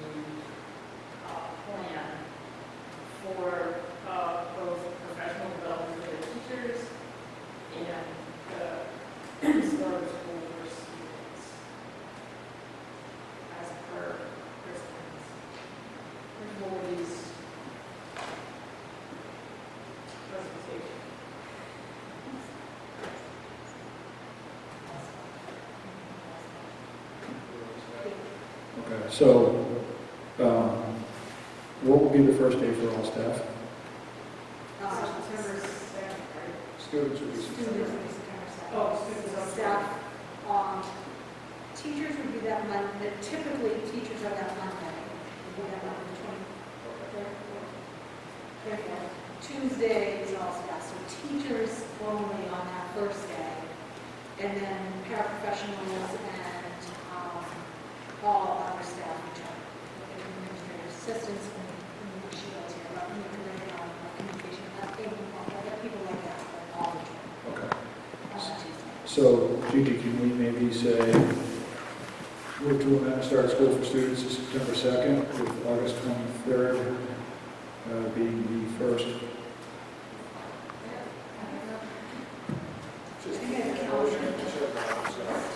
Oh, well, I don't think you need to do anything other than change the students' first day because you're not changing the staff. Yes, so that is the same day. Yes, Yes. All right, so. Okay, so do you want to, I will take my motion off the table. all right, so let's just say we want to move to amend start school for students to September 2nd. Yes, So that's my motion. Gigi, are you seconding? yes. Discussion? All in favor? Oh, discussion. Nate, go ahead. Anybody? Go for it. This is the appropriate time, are we not looking at The recommendation from the admin was for the 2nd, and when I asked earlier, they seemed comfortable with that. So, although I'm quite comfortable with the 8th, and if they were to look at us and say we would like the 8th, I think I would be agreeable to it, but at this point, you are comfortable with the 2nd? And for Mrs. Lillian, Whitney, and the planning team. You're not that neat. No greater insult. The planning team felt that September 2nd was a good day to bring kids back in, and September 3rd. I mean, could we fill the time? Absolutely. I think the teachers want their kids back in school. I think families want to get kids back into school. And I think that this is a good halfway point, giving us extra days for the things that we need to work on as a staff, and also getting kids in as soon as we can. Additional discussion. Gigi? I was just going to ask, Kristen, do you think people were taking into consideration having, if we push the start of school out further, like having to make days up on the far end, was that a consideration? Of course. Now that's 4 days we'd be looking at as opposed to 2. For staff, not for kids. Do you think that if they knew that they, I mean, and this is not any place, but if they knew that they were not going to have to make those days up on the other end, that would change their mind? Teachers want their kids back. So, an additional question, wouldn't necessarily, it's not tied to this motion, but October 2nd is our Deerfield Fair Friday, and clearly that is a necessity. Traffic should be okay on October 2nd this year. So, I mean, there's an opportunity for us to gain a day there, and potentially, it sounds like the board may have an interest of delaying the students coming back in May until the 8th. So if you feel it was a concern from the staff of pushing it back into the calendar back, we're really talking a difference of 1 day. But I'm going to defer to you on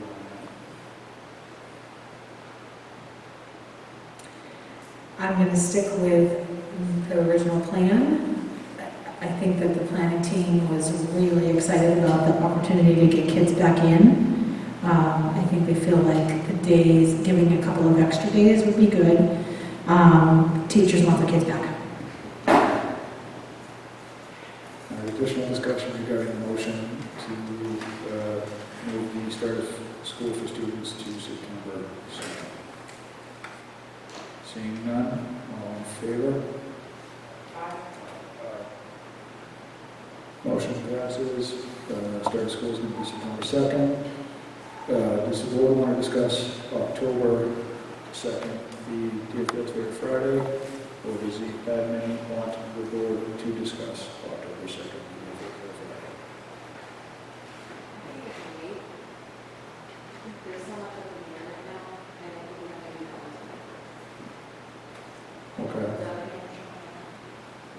I would say if you want to keep it on the table as a bit of flexibility, most certainly bring it back to us. Fair enough. All right, that takes care of that. Go ahead, Nick. I know that at our last meeting, we agreed that a hybrid model is what we are moving forward with, but I don't know whether it is clearly defined, and I guess I would maybe argue that we should agree whether it's going to be an ABAB model or some other format. And that's a question, I guess. Do you have a thought on that? So I think that's probably my next item is to prove a hybrid model, the hybrid model was presented, however we want to look at it. But let's just refer to something. So on that note, before I make a motion, I would argue, like I brought up a second ago, what does it pertain to preschool, and as I also argued in the previous two meetings, that I don't think that we can really keep our students and keep our faculty and bus drivers and everybody else that we are employing and providing services to 100% safe. And especially when we think about the fact that there are going to be, it doesn't sound like 550, but it might be 480 students coming into this building multiple times during the week. That the protections for the bus drivers can't be implemented, that the idea of enforcing for a kindergarten student that he or she has to keep his or her mask on at all times and can't come within 3 feet of his or her teacher. I just feel like that we are undertaking a heavy decision here, and we need to acknowledge that we cannot keep people 100% safe. The rates of infection in New Hampshire are just starting to tick up right now, and I have this pit in my stomach that we are moving forward with this, and we are virtually guaranteeing that somebody in our community is going to, we're providing the petri dish for somebody in our community to contract this. And I'm sort of throwing this out, I guess, as a question before I make a motion in this direction, but I would argue that our model should not be AB to try to get every student back in here as soon as possible because of the health concerns. And instead, I've mentioned this a few times and it's gone nowhere, so I assume there's not support for it. I'll mention it one more time, that the neediest students in our community are those students who are identified with IEPs, various plans, who have no parents at home, who have experienced massive trauma over the past 6 months. And while it would be an inconvenience for other members of this community, other kids, other families have been able to manage. Nobody is getting out of this thing with 100% education. And so I think the question we should be looking at is how to really reduce and mitigate the hazard, the cost, the risk to lives in our community.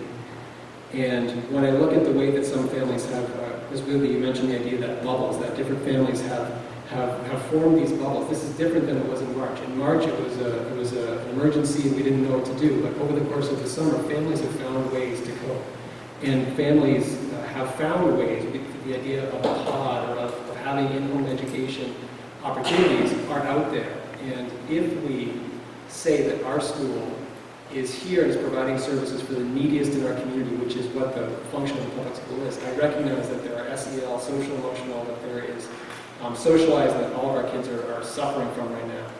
But I would argue that we should be bringing back maybe 50% of our kids every day and 50% of our kids should be staying home and finding ways to make the best of it through a remote learning opportunity that is run by a teacher here on DCS ground. And that will be the way both to provide the needed education to our neediest students in our community, but also to reduce the number of students and people in this building and thereby reduce the risk of an outbreak and death in our community.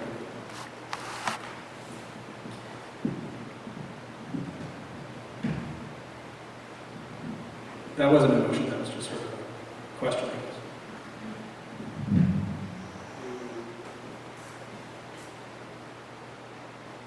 Any of the other board members want to, I guess, discuss that further?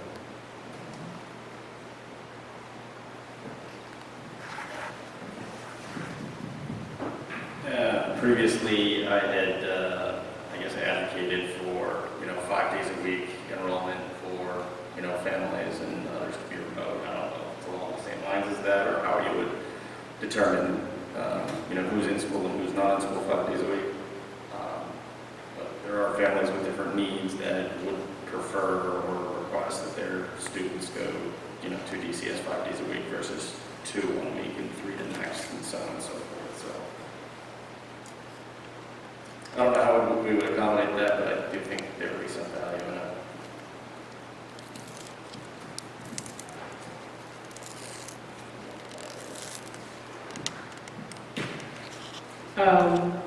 Yeah, I mean, I would just, I would know that I have the same pit in my stomach, and I'm feeling like, we are off to a grand experiment. And I have hundreds of questions about that. I don't know how we would identify. I don't know how we would identify you get to come in the building and you don't get to come in the building. And maybe that's not my job to figure that out. It just seems like that could be really hard. If I tell someone they can't come in the building, well, then I'm denying someone's right to free and appropriate education, and that is not, that's against the law. So I'm just, trying to figure out, I've thought of 100 different things and researched so many things, like, do we bring the youngest kids back in the building? Does K through 4 come in the building? Because K through 4 really needs to be there with their teachers and face-to-face. And, then I go back and think about the social emotional learning for the other kids that are at home, not being with anybody. And it's the same unfortunate kids. So the families that have the ability to network in their neighborhood and create pods do so. And it will be the same students that do not have the ability to do that. So no matter what we do, I feel like at least in a hybrid model, bringing them in, it's kind of like, I think someone described it as, picking the board. You've got all these bad things to choose from. You pick the least bad thing. I appreciate your thoughtfulness about those students, and I too worry. But I just don't know. Maybe, I don't know, Kristen, if you want to speak to that. Better coming from you. Teachers want their kids back. I'm starting to feel like that's going to be your answer to everything. I think we're changing it from this won't last forever to teachers want their kids back. I can't even imagine telling a kid, kids want to get back here, and you know what? Our big kids want to get back here just as much as our little kids. They missed school, they missed their friends, they miss their teachers. They don't want to admit any of that, but big kids miss being here as well, and it's just as important to get them back in the building. So teachers want their kids back. Families have made it clear that they want to return to a hybrid model. We grew from a 50-50 to over 80% of our families are choosing a hybrid model. So Teachers want their kids back. Go ahead, Nick. And I understand that, and I can certainly defer, and you've seen from inside the school what the teachers are going through, and I appreciate that. Maybe in the end, what I would hope is that, this is tied to a separate question, but a related question. There have been motions or movements around the country, and most recently I heard about this at UNH, of liability releases where schools or school districts are saying, we can't keep your kids 100% safe, but, send them on in here, and they might get sick, but we're not liable. Do you know where that stands right now at our state or in our district? And I guess I'll wait for an answer first. I know Amber reached out to our liability company, and I don't think they'll provide us with a release, but they said they would review a release if we came up with one. So I think that's a question that people are still grappling with, but we are pursuing it to see what the advice is from legal counsel. Right, I guess I would just close by saying that I would be dead set against that. If we open up the school and we decide to bring the community into the school, then we are sitting with the responsibility and the decision that we're making right now. And I would be dead set against signing any sort of a liability release to say, well, it wasn't our fault, because it is our fault right now for making this decision. Thanks.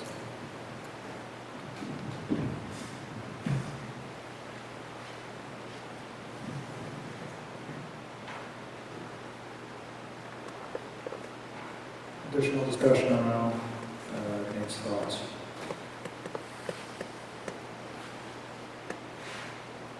All right, not seeing any. Does anybody want to make a motion regarding how we proceed with the hybrid model here?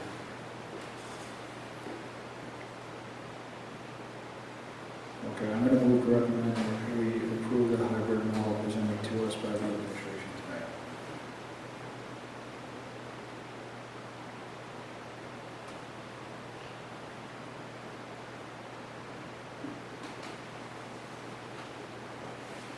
Seeing no second. A motion doesn't make it off the table. All right, what else do we have to accomplish, or what are the thoughts moving forward here? Go ahead, Andy. So, I don't know if it would end up being a second, I'm just curious. During that last presentation, we went from AV to now we're AABB, and what I thought was like everybody's home is now a bonus day where one of the groups is going to be back in school, because teachers want their kids back in school, and the kids want to be back in school. I'm just curious if we're going to have the time to clean the school based on the structure, and everybody is responsible for educating kids throughout the day, and that same person's going to be responsible for cleaning the classroom, and it just seems like a lot, and I don't necessarily know that I think it makes sense, but can't really act on that, because part of my philosophy is people that want to be back in school should be able to be back in 5 days a week, and people that don't want to be here don't come back. So, I mean, I very much, when I look at a hybrid model, to me, if you're splitting the cohorts, you're splitting the cohorts to be able to separate them in their entirety. So, in my mind, I see a cleaning day, or something to that variation. And I can also advocate for that pretty comfortably. I think ultimately we need to give some direction on how we're going to move forward. So we really need to hammer out something. And leave it to the administration to, I guess, figure out how to fall in line with that. I know questions regarding cleaning and disinfecting and everything else. Obviously, I mean, what's the sense, Kristen, that you have that getting the building cleaned in between cohorts is possible? What other steps can we take? Do we need additional staff for cleaning? How do we know that can be accomplished on a model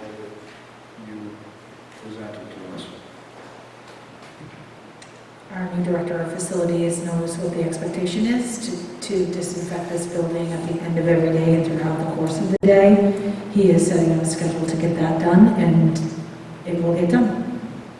And we need to hire, we do have the ability to hire, we have a spot that we can hire for an additional custodian, either during the day or in the evening.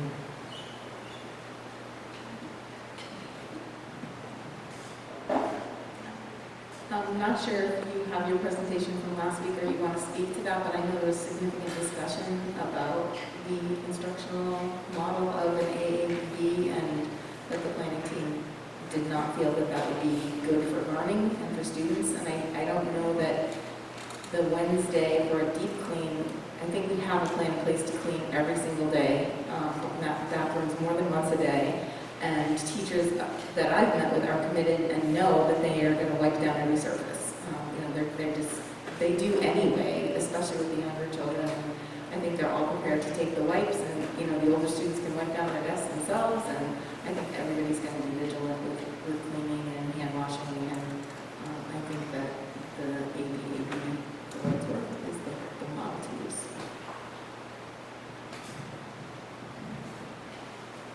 Any additional discussion?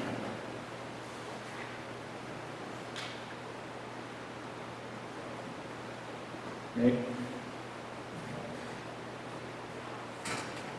So, I feel like we have a responsibility to provide guidance and a direction. So, does a member of this board want to make a recommendation? Do we want to make a motion to recommend a different plan? But I think at this point we need to work with the admin and start moving things forward.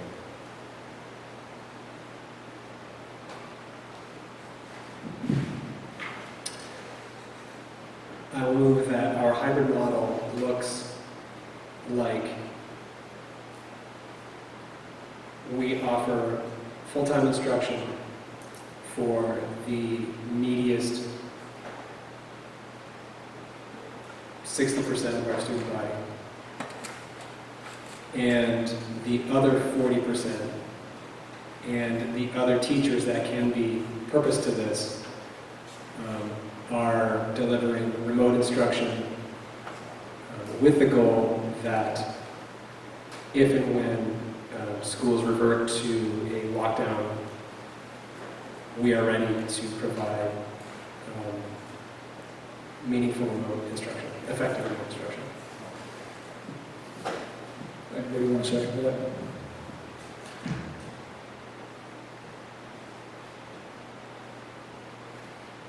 I'll second for discussion. All right, so we have a motion and a second.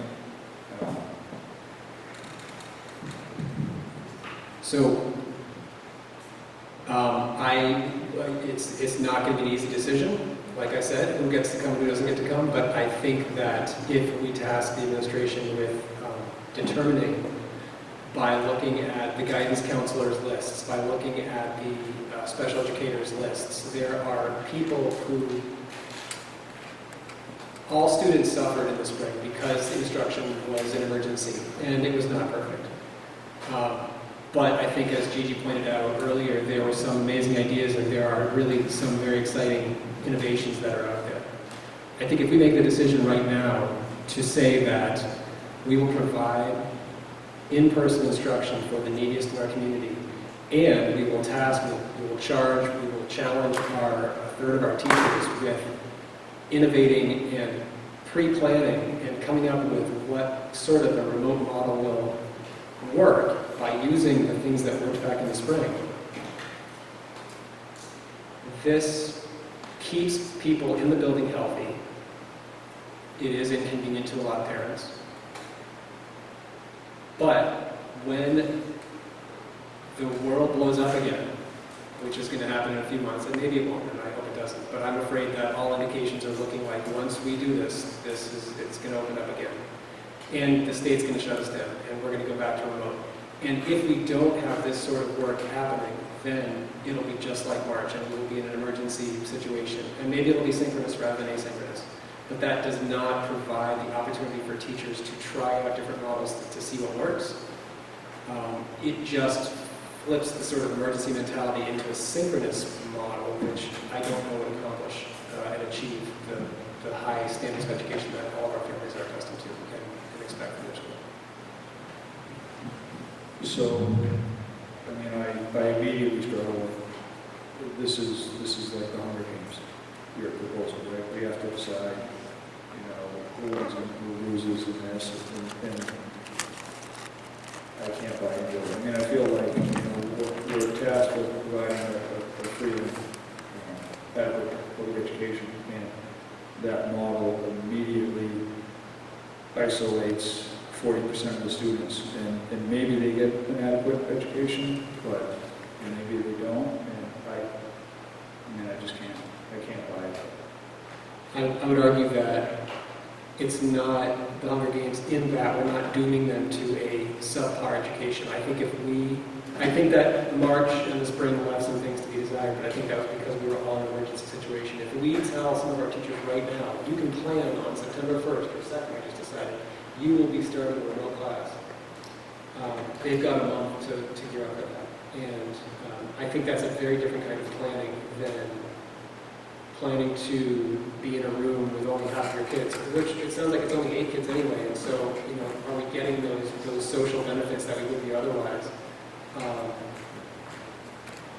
I think it would not be a doomed to failure situation like you're painting it out to be. I think it could be great. A month of school is not really it. The teachers are on summer vacation, so if you want to bring teachers back like that, then it becomes a stipend situation and it becomes a budgetary issue.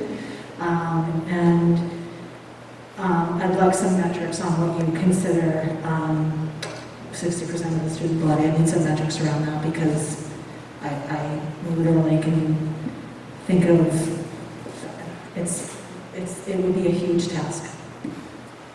So some metrics would be good. Yeah, and I can't imagine looking a family in the face and saying you're not needy enough, or, you know, your parents are fine and you're fine, so you need to stay home, and well, you have enough problems that you get to come to school. I can't even imagine.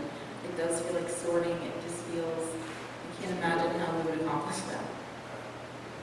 I guess if I was going to ask, do you have a model, or do you know of other schools that are bringing in just their needy students, and then they're, okay. Because I still think that it may be a free and appropriate education issue. I do not think that if in fact we are planning to have in-school full-time for students, that we can sort that out and say you're coming and you're not. I don't think legally we can do that. It doesn't sound right. All right. So we have a motion and a second on the floor. If we have additional discussion, we'll continue. If not, let's go ahead and have a vote. Any additional discussion? All in favor of Nate's motion? All opposed? All right, Nate's motion failed. I'm going to take another stab at it. I move that we approve the hybrid model designed by the administration tonight. Seconded by Andy. I think, again, I'm trying to provide a path forward. And I think if the administration is comfortable with the ability to clean the building daily between cohorts, and I'm going to ask that the new facilities director and we'll go through the administration and directly provide us with kind of a detailed breakdown on what his cleaning procedures look like they're going to be. That would be great, but I think we need to start, again, providing guidance. Additional discussion? And this may be connected to what Nate said a little bit, only because in the remote learning part, and I'm trying to, and correct me if I'm not, have we talked about have we talked at all about the remote learning that DCS will provide yet? Not in detail, but I think, I mean, I've got pages of thoughts on that. Okay. but I think we haven't really gone there yet. Are you talking about a full pivot to remote, or are you talking about the at-home learning that's going to be happening during the hybrid model? I was actually talking about, we talked about like that DCS, that there was a kind of, the board was, I thought we came out like that the voices of the board last week was hoping that DCS would offer a remote model of learning from DCS, not necessarily from UX. And so I was interested in hearing about that, but maybe I'm confused. Do you want me to give a little information about that? I think we should try to address the current motion on the floor, and then I'll go with that. when we circle back to that, I've got pages of thoughts. So additional discussion regarding the motion on the floor. Seeing none, all in favor of approving the hybrid model that was presented to us today, signify by saying aye.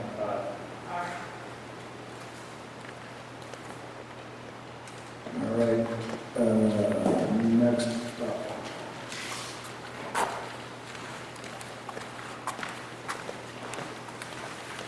So I have two other items that I just kind of jotted down. Obviously, we have the virtual mechanism I have. I want to get Nate and hopefully in the spring and summer, you can spearhead some additional conversation on utilizing the virtual classrooms and kind of how that's progressed and how we're looking on that. So is there a preference on what we want to tackle first? All right, so Nate, why don't we pick something more fun to talk about? Let's talk about virtual classrooms. Just an update, I couldn't quite hear what you're saying. Okay. Yeah. The brief update is that we just met as a committee, and we have been focusing on a couple different prongs of our attack here. Looking at the structural building, looking at permitting and permission kind of concerns, looking at safety concerns, and also looking at educational concerns. And so through the building window, we have built the prototype. We are well underway to starting to outline and move towards 7 other sites. And again, a lot of this is based on what teachers are thinking they want at this point. There is some planned PD to work with teachers to present opportunities that could be utilized, to present ways that outdoor education can supplement an in-class education. But until we hear a little bit more directly or clearly from teachers what they're looking for, we are going with kind of the basic model, so to speak. In terms of permitting and permission, things that we've been looking at are making sure that fire rings are up to code per this, I think it's the state New Hampshire campground what they use for specs in terms of how deep you take down, remove the organic material, refilling with sand, etc. Looking at things like policies if they exist on porta potties and that sort of feature of being outside for longer days. Looking at hunting concerns, and as we go into the fall, how we post appropriately the no hunting signs and where do they go, etc. For educational purposes, in addition to the PD I already mentioned, how can and to what extent can we or can our students use their Chromebooks? And so can we provide Wi-Fi out there or looking at that as an option? Again, to supplement to that education. For safety concerns, we're trying to think about how can communication happen, if classes only have one adult rather than a para, how does that work? Do all classes need to have a second adult there? One concern that might actually come to the board that I will mention right now and come back to a little bit later is in line with something like an ALICE event, that sort of safety. And I recognize that, as I just said, right now we're making these decisions based on, we want our kids to be safe, but we are bringing them into the school. And so we still need to recognize the concerns for ALICE and for intruders. And so if we have students outside, because they're safer from COVID, are they now less safe from some sort of that kind of concern? something that came up in our meeting was the idea of gating off this driveway that goes around back. There were comments that basically people apparently during the day kind of drive, they could take a wrong turn or something, but they drive into this rear drive turnaround here. They show up at maybe 1 o'clock for pickup, which I wonder whether there's a way for us to put a gate out there and to try to, it's a small gesture, but to be able to prevent cars from going out back everywhere, some of the our classrooms. And just an idea that came up in discussion. That was probably what you were asking for. Any questions? Yeah, so initially, current intent is going to be for all the staff to be able to access the classrooms on an as-needed, when applicable kind of basis. That is right now the phase that we're in, I think, is sort of the planning phase. And again, we're soliciting, we're trying to get feedback from teachers about what they want. We've heard from some of the middle school science teachers, but other middle school teachers sound like they have a hard time envisioning. So there's this question about, do you go out for an hour? Do you go out for a full day? Different teachers envision different things. And is it possible for us to work with a teacher who initially sees it, I say us, but I wouldn't be involved, the 1 hour thing, to see how they can expand it into more time out there. So if there are some, mostly elementary level teachers who are thinking about spending significant amounts of time out there, which would use a couple of the sites, but there would be other sites that could be available on a more cycling basis where there would be a sign up, and so somebody could sign up the morning hours or somebody could sign up the afternoon hours. And again, we would try to clear and clean those locations as much as possible, just like we would before other students could go in and use them as much as possible. And I know there's been some, I guess, questions that I've seen from people in the community about, there's no intentions, and this is, I think, more just as an opportunity for us to clarify this. We're not shifting classrooms to a dedicated outdoor space at any point. So, I mean, these are just more tools for the staff to use to enhance learning experiences, as well as kind of incorporate new things for the student experience. Yeah. A couple of things that I'm sure you guys may have discussed, but posting the property is something, I don't know if you guys have. We've been talking to the fish and game people about how to do it appropriate. There is an appropriate format for the sign that we want to use, but we're working on printing those out today. All right, so that's something that we'll get, I'm assuming, tackled before the start of school. Okay.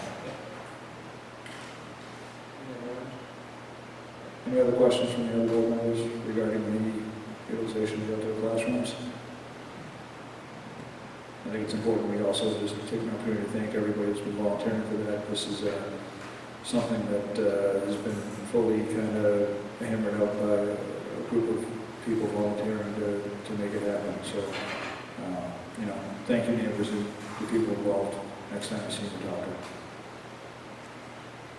All right, next up, let's talk about, I had a note for the virtual learning for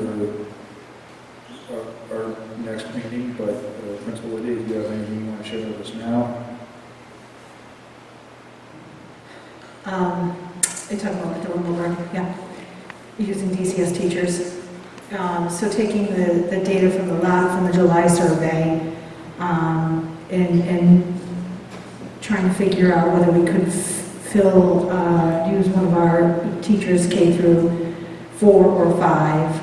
We couldn't in our middle school because it's so specialized. In middle school, we only have, one teacher dedicated to math in each grade level, science, English language arts.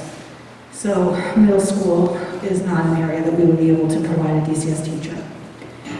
The data that is coming out of this August survey would be even harder to work with because it appears that less families are choosing remote and more families are choosing hybrid, which increases our numbers of being in the building.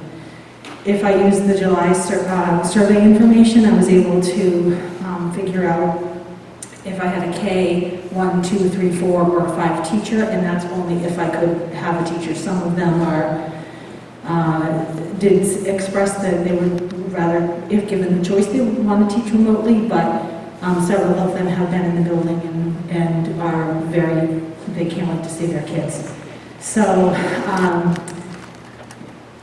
basically how this would break down, for example, if it was kindergarten, we have 3 kindergarten teachers. One of our teachers, I dedicated one of our teachers to a remote model. In kindergarten, the numbers were 8 or 9, something like that, with the July survey, 8 or 9 students.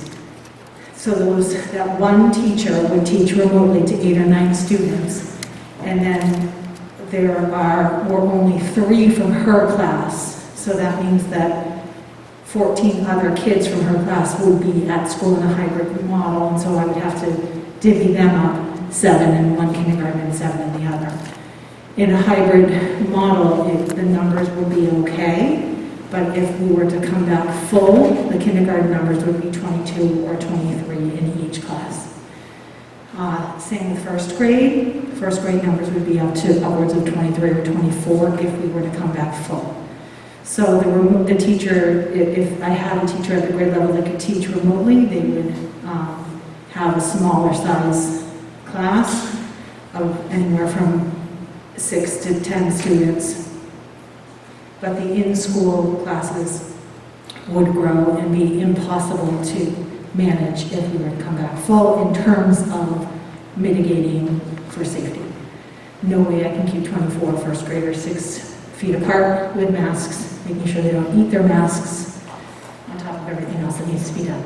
So then we started to look at a potential multi-age remote teacher. So if I had somebody teaching K1 remotely, that would increase their number of students for remote, but it would not decrease the numbers of students that I would have to divvy up between classes. So it did not solve that problem. It is my opinion that our staff is just too small to be able to offer a remote option using DCS staff. And so that's why on the August survey, I drilled down as far as I could for families so that they realized a lot of families were going into this remote learning period of time thinking that it was going to be just like it was March through June, maybe a little different, but that it would be their teacher getting on and their teacher teaching remotely, and it would look very different because it would not necessarily, it would just be a first grade teacher or a second grade teacher. So I wanted to make sure that was clear in my survey. So from that survey, it appears, the August survey, that most families would choose remote, regardless of whether it was a DCS teacher or if it was the VLAX program, if we're able to work through the bugs that they are going through right now. And of the survey, in the August survey, there were a few that said, I will not, if it's not a DCS teacher, my child will not participate, and I'll find something else for them to do, basically. But of the survey, there were just as many that said, if it's not a DCS teacher, my child will come back full-time in the hybrid model of DCS. So to offer a teacher remotely, the numbers of students who would be in a hybrid model, we could not go full if we had to come back full. The class sizes would be too big. If we stayed hybrid, then I might be able to manage that. And again, August surveys results are coming back with a higher number of students interested in hybrid versus remote. In the July survey, the percentage of remote was much higher.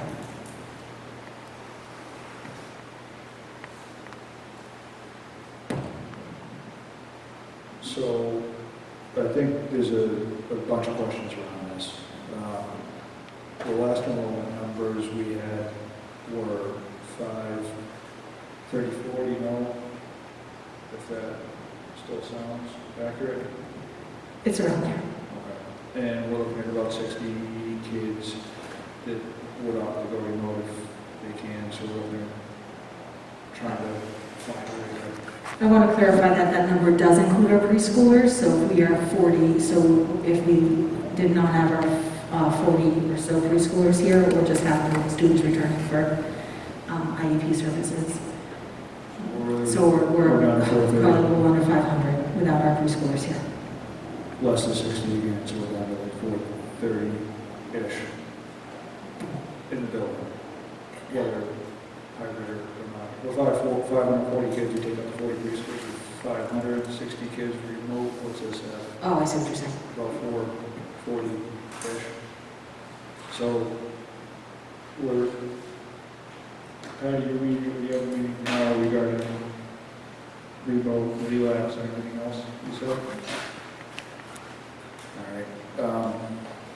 It seems like what we're really trying to do is find a way to remotely teach 60-ish students. And to handle, and I'm throwing ideas out here, I can stop at any point, but if we were to, try to break those students up, not knowing the grade levels and the rest of the details, but, I mean, could a staff member handle 20 remote students banded across, say, 3 grade levels? I have no idea if I have a teacher interested in taking that on. That would have to be, I'd have to go to my teachers with that. Okay. Are you asking, are you proposing that one teacher would be teaching 5 different grade levels? No, I guess my thoughts are, and again, without knowing exactly where those 60 kids are, but my thoughts are is looking at transitioning. We need a certain amount of time every day per grade level to really kind of core out remote instruction. And I'm thinking if the planning is common across a grade level for instructional material, then it's, 3rd grade is teaching the same material on a daily basis. And unfortunately taking some of that differentiation out, if they can provide the planned materials to the online instructor. So the online instructor isn't consuming time necessarily for planning, but is working specifically on a delivery model online. Can we then take one teacher and ask them to deliver through a couple of different grade levels, whether it's 2 or 3 depending upon the numbers, have them do that delivery across those grade levels using the teaching materials that are being prepared by the grade level staff that we already have. And if that's the case, we'd be looking, if a staff member can handle 20 kids, we'd be looking at about 3 staff members needed to administer, I guess, a remote model. And again, it's ideas, but I'm just trying to figure out what we can make work kind of for our situation. And it's not a problem I intend to solve, obviously. Yeah, I don't know that model makes sense from the perspective of to deliver. It's not just sort of pulling, like a pack of papers out of the closet and saying, look at page 1, look at page 2, look at page 3. There's more that goes into, I think, planning effective instruction. So I don't know that you can just roll up and say, all right, I'm going to do 2nd grade right now for half an hour and then the 3rd grade. I don't think it's quite as straightforward as that. I don't think that would be a fair ask of our teachers. I'm most certainly not saying it's an ideal circumstance. I'm just trying to find a solution that we can apply to our circumstances. It seems to me like we're trying to accommodate 60 students, and if we can find a way to do that, I'd like to explore it, or at least try to find a way to accommodate those 60 students. I'm not convinced that ULX is going to be an option for those kids. So, to me, it's more of a, maybe we explore more to see what happens after your meeting and go from there.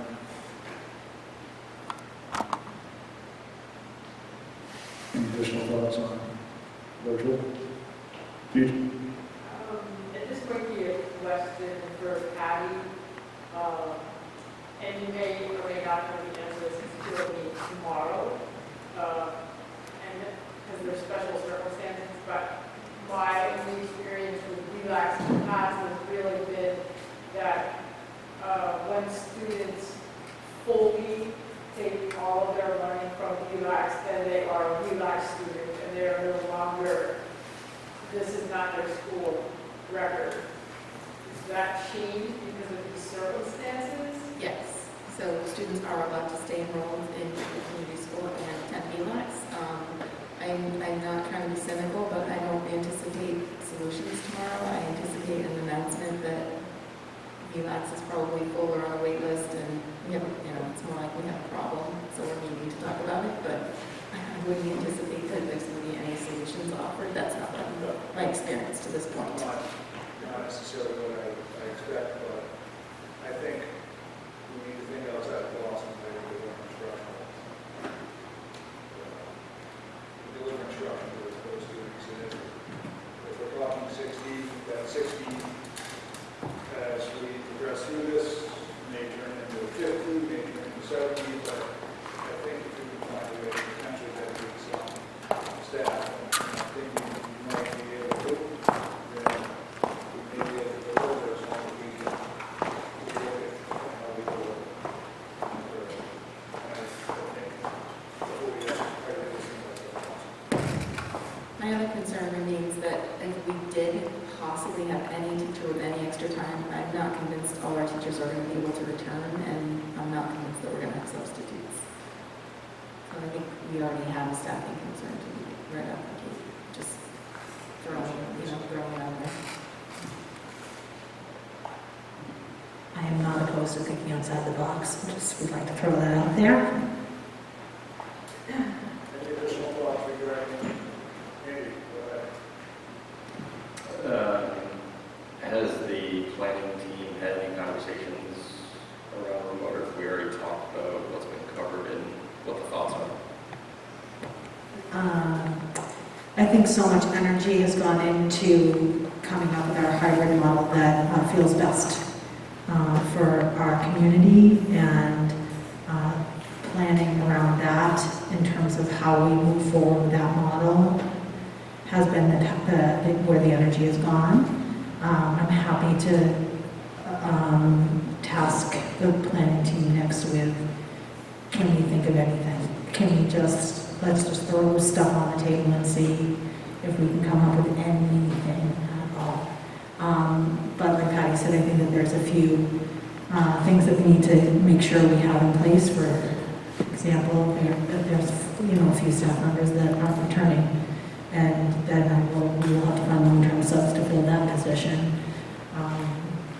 depending on what the positions are. So I think that we have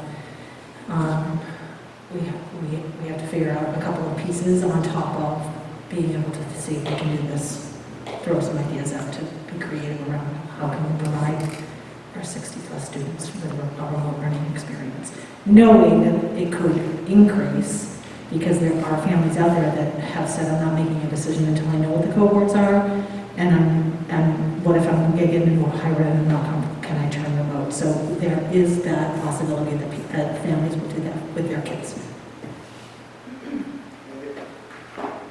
Just kind of a follow-up statement too. We don't have enough data, but I mean the trend from the July to August survey was that more people are going to do hybrid, which is in school. So theoretically, at the end of August, if we do another survey, maybe it's not 60 remote. So, I mean, just general.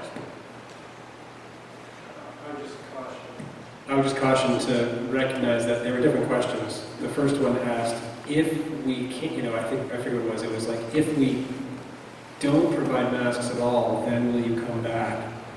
That's not exactly, I'm sorry, I don't remember it exactly, but they were different questions, and so I think it's apples to oranges. So, I think if we can circle back to this at our next meeting, maybe you guys can do it a little bit, see if we can find anything else I've lost. And then, we can put it on there. I won't go Dr. Seuss on you, I promise. All right. Any other items that the administration or the board feels like we need to address? No. So next meeting, I'm thinking, remote planning, further discussion on that. I'm thinking transportation, further discussion. I'm thinking food services, further discussion. And cleaning. Any other items that? It's not.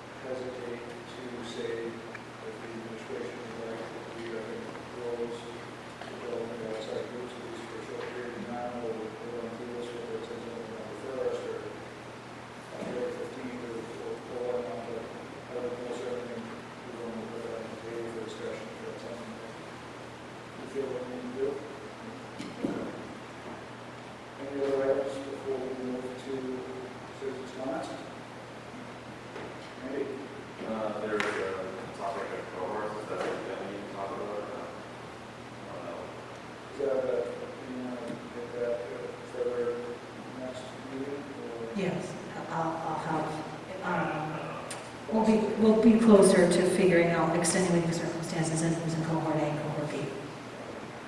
We're hoping to have the list by Friday, the 14th.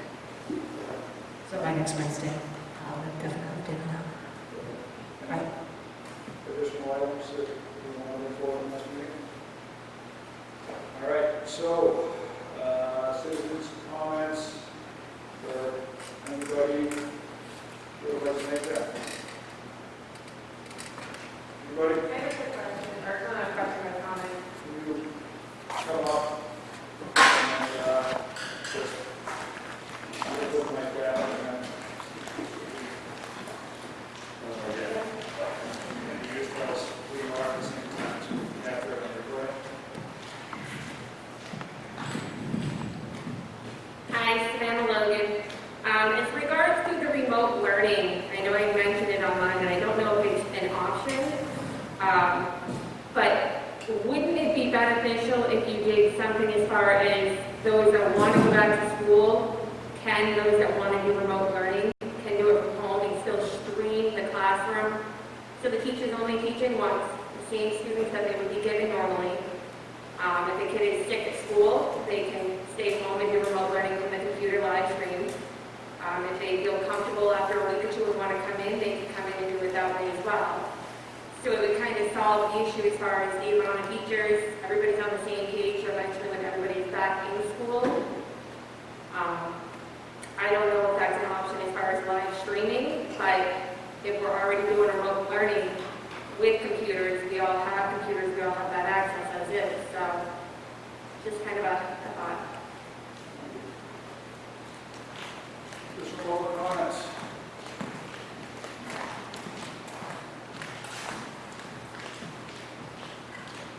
Kevin Garland and Karen Road, glad to hear the HVAC is up to snuff in this building, that's good news. But we do have 4 classrooms out in the portables, and I don't know if the HVAC is up to snuff on those. Those 4 classrooms represent 10% of our classroom space, if I'm not mistaken. So it's not a significant percentage. It sounds like you guys are meeting next Wednesday. Your calendar shows that you guys are meeting every other week. It would be nice if that is updated so people know that the weekly meetings. But I would encourage you to continue weekly meetings to also get ahead of some of the other topics that were brought up earlier. Thank you. Additional public comments? All right. Seeing none, motion to move to non-public under RSA 91.3, 2, small letter C. Motion by Mayor Oxnard, seconded by Gigi Lipa. Roll call. Nate? Yes. Andy? Yes. Gigi? Yes. Myself, yes.